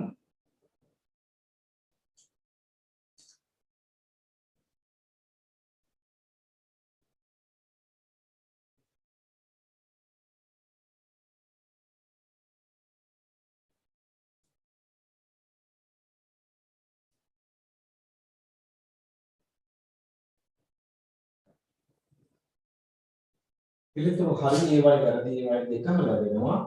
මම දැන් මේ වැරදිච්ච දරුවන්ට ආයි කවදාවත් ජීවිතේ වරදින් නැති වෙන්න කියලා දෙන්න යනවා. මම දැන් මේක කිව්වට මම මේක ඉක්මනට වගේ කියන්නේ පොඩ්ඩක් කොහේ දැම්ම ඔයාලට නැවත හිතන්න පොඩි පින්තූරයක් තමයි දුන්නේ. මේ ටික දාගත්තාම මම පස්සේ හිතනවා බලන්න. ඕකේ. ඒ තියරින් ළමයින්ට මේ රෙකෝඩින් එක නැවත මම දානවා. ඒකට තියරි අතරින්ම ඔකත් බලන්න පුළුවන්. right? මේක රෙකෝඩ් වෙන දානවා බලන්න බැරි ඉච්චායට බලන්න පුළුවන් නැවත බලන්න ඕන නැවතත් බලන්න. right. ඔන්න පුතේ මම මෙහෙම වැඩක් කරනවා. මොකක්ද කරන්නේ? මෙතන වැරදිච්ච දරුවෝ වෙනින් මම කියනවා දැන් පිරිවැය තමයි දීලා තියෙන්නේ. ලාභ ආන්තිකයෙන් දීලා තියෙන්නේ. එතකොට පිරිවැයට 120ක් බලලා 400 බලලා 80ක් එකතු කරොත් වැරදි. අපි පොඩි මේක පොඩි දාගන්න පිරිවැය. මේකනේ මගේ මොඩල් එක. ලාභය විකුණුම් මිල. ඔය තමයි මගේ මොඩල් එක. පිරිවැය දීලා තියෙනවා. හරි පිරිවැය 400. චල. තාම මෙතන යන්නේ නැහැ. මේක ලාභ ආන්තිකය දීලා තියෙනවා. ලාභ ආන්තිකය දීලා. ලාභ ආන්තිකය විකුණුම් මිලේ ප්‍රශ්න. එහෙනම් විකුණුම් මිල 100යි. ලාභ ආන්තිකය 20යි. එහෙනම් පිරිවැය කියන්නේ. මේක මේක විකුණුම් 100. එහෙනම් පිරිවැය 80. අන්න ඒක සමානුපාතිකයි කියනකොට 400. එහෙනම් මොකද අහන්නේ විකුණුම් මිල. තේරෙන්නේ මෙහෙම 80 කියන්නේ 400 නම් 80 කියන්නේ 400 නම් විකුණුම් මිල කියන්නේ 100 කෑලි. ලස්සනට වෙනවා රුපියල් 500. ලාභය හරියනවා. ලාභය හරියනවා ඒත් එහෙම කරා. 80 කියන්නේ 400 කෑලි. 80 කියන්නේ 400 කෑලි. ලාභය කියන්නේ 20 කෑලි. එහෙනම් 20 කෑලි රුපියල් 100. රුපියල් 100 ගානේ කරලා කොහොමද දෙකක් තියෙනවා. හරිනේ විකුණුම් මිල පිරිවැය රුපියල් 500. නේද? පිරිවැය දීලා ලාභාන්තික දුන්නා නම් ඩෝන් ගාලා 400 වෙනින්දර කියලා දාන්න එපා. right. තව ගානක් දෙනවා. දැන් පළවෙනි දැනද්දට මම වැඩි කිව්වා මම හිතනවා තේරෙන්නේ නැති කියලා. තේරුණාද පුතේ? ඔය කීප දෙනෙක් 480 දරුවෝ ඉන්නවා. එයාට තේරුණාද පුතේ 480 නෙවෙයි 500යි වෙන්න ඕන කියලා? අයි ජීවිතේ කවදාවත් වදින්නේ නැහැ කියලා. ඒකට ඒ අයගේ මොන උත්තරයක් ඕක කියලා 500 තමයි එන්න ඕනේ 400 නෙවෙයි කියන එක තේරුණාද?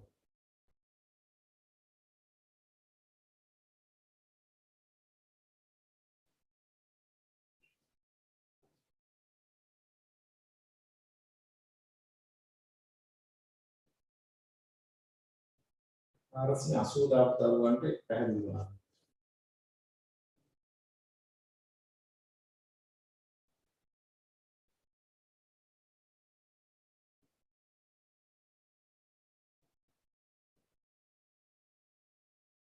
පැහැදිලි වෙන්නේ පුතේ ආයෙ වරද්දන්න එපා.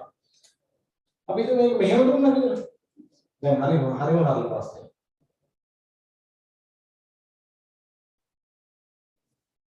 ඔය ගාන මෙහෙම දෙනවා. අට්ටලීසි දෙන්නේ.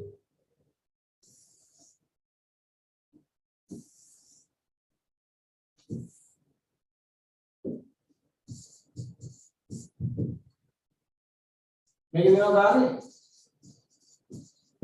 ඒකකයෙන් පිරුවේ 400 ලාභ ආධිකයේ 125ක් නම් විකුණුම් මිල ගණනය කරනවා. එහෙනම් බලන්න. කිරිවැය ඊට 125 කිරිවැය 100 ලාභ 125 විතර දඟලන්න ඕනේ නැහැ. ඒක විකුණුම් මිල 125. ඕක වැඩි දඟලන්න ඕනේ නැහැ. මෙච්චර අර කතන්දර යන්න නැතුව කරන්නේ කිරිවැය 400යි. ලාභ ආධිකයේ දීලා තියෙන්නේ. කිරිවැය දීලා ලාභ ආධිකය නම් ලාභ කියන්නේ කිරිවැය ප්‍රශ්නයක් විදියට.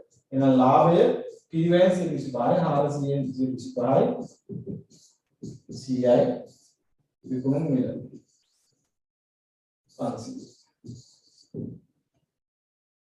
කියලා ගන්න තිබ්බද විකුණුම් මිල 500 කියලා ගන්න තිබ්බා කිසිම අවුලක් නැහැ නේද හරි ඔයා දැන් හරි එතකොට මේ ඔයා දැන් මොකද කරන්නේ මෝඩ් දාගන්න මෝඩ් එක මොන කතන්දර කිව්වම මම යන්නේ මෙහෙම තමයි ලාභාධිකය නම් පිරිවැය 100 ලාභයේ 525 එහෙනම් 100 ගාලා 400 මම හරි විකුණුම් මිල 125 මට මොකයි මම කොහොමද 400 කියන්නේ 100 ගාලා 400 එනවා 125 ගාලා කියන්නේ අනේ මේ ලස්සන දෙන රුපියල් 500යි එතකොට මෙහෙම ගියත් අවුලන්නේ එහෙනම් අධිකයෙන් ආවොත් මෙහෙමයි කරන්නේ අධිකයෙන් ආවොත් පුතේ පිරිවැය 100යි කියලා හිතලා තමයි දාන්න අධිකය ලාභය දෙන්න. ඔන්න මොඩල් එක.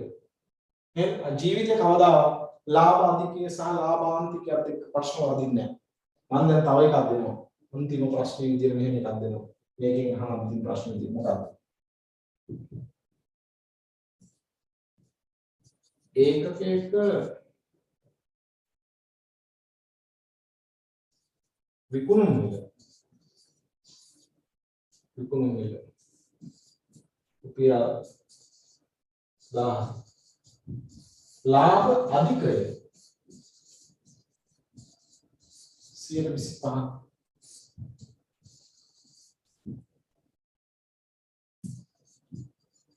ඒකකයක ලාභය ගණනය කරන්න.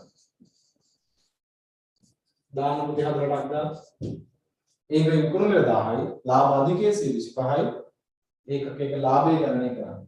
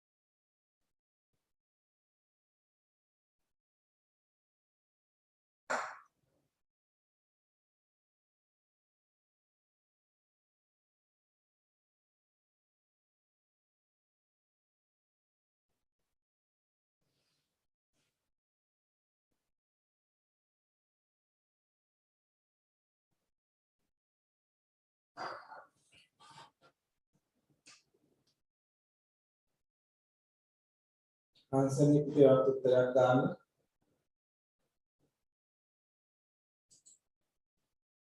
මට විතරයි පේනවා මොකක්ද දැන්.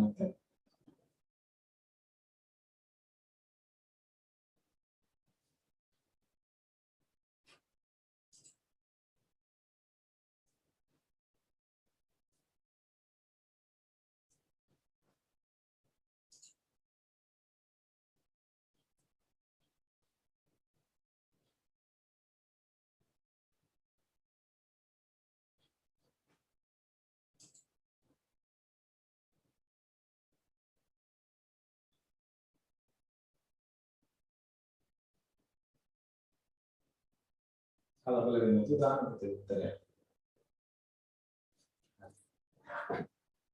දැන් මේක ලාභ අධිකයෙන් එහාටද?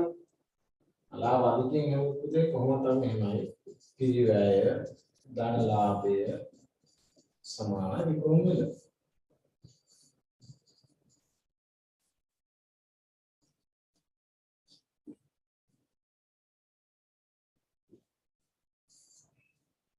හරි. ලාභ අධිකයෙන් එහුවොත් පිරිවැය 100යි කියලා ගන්නවා. ලාභ අධිකය 25යි එහෙනම් විකුණු මිල 125. දෙක එකතු වෙනවා. දැන් විකුණු මිල දීලා දෙනවා. ඒක 10යි.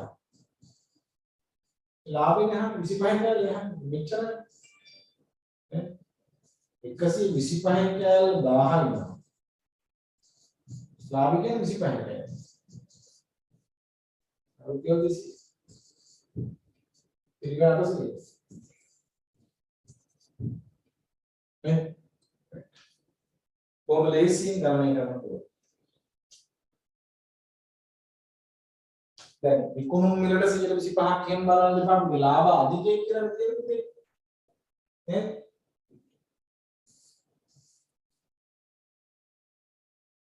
විකුණු මිල දියද 125 තරම් 250 කියලා දාන්න එපා. ඕංගා. වැරදි. ලාභ ආන්තික කියලා දුන්නා වැඩේ හරි. විකුණු මිල දීලා තියෙද්දි ලාභ ආන්තික දුන්නා නම් වැඩේ හරි. මේ විකුණු මිල දීලා ලාභ ආන්තික දුන්නා නම් වැඩේ කරන්න ඉන්න. විකුණු මිල දීලා ලාභ අධික දෙන්නේ. මේ හරි. එහෙනම් වාඩවන්න මම පැහැදිලිව පෙන්නුවා ලාභ ආන්තිකයේ කියන තැනදී මෙහෙම යනවා. ලාභ අධිකයේදී පිරිවැය 100යි කියලා ගන්න. ලාභ ආන්තිකයේදී කොත් ගානියේදී කොත් මේ මොඩල් එක විතරක් කරද්දී පිරිවැය ලාභය මොකද මෙතන ලකුණු දෙකක් තියෙනවා. විකුණු මිල එන ගන්න නැත්තම් ලාභාන්තිකයේ කිව්වොත් විකුණු මිලේ ප්‍රතිශතයක් හින්දා ලාභාන්තික විකුණු මිල ප්‍රතිශතයක් හින්දා විකුණු මිල 100යි කියලා. ලාභාන්තික කීයක් දෙනවද 20යි කියලා දුන්නොත් පිරිවැය 80යි. ලාභ අධිකයෙන් දෙන ප්‍රශ්න වලට පිරිවැය 100යි කියලා ගන්න. ලාභ ආන්තිකයෙන් දෙන ප්‍රශ්න වලට විකුණු මිල 100යි කියලා ගන්න.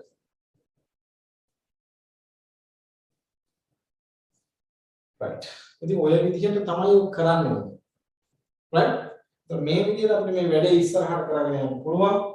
නේද? අපි සියලු ප්‍රශ්න ওই විදිහට සාකච්ඡා කරමු. එතකොට මම හිතනවා වැඩේ ගොඩ දා ගන්න පුළුවන් කියලා. නේද? එහෙනම් අපි ওই විදිහට වැඩේ ඉස්සරහට කරගෙන යමු. නේද? අපිට අනිවාර්යයෙන් වැඩේ ගොඩ දා ගන්න පුළුවන්.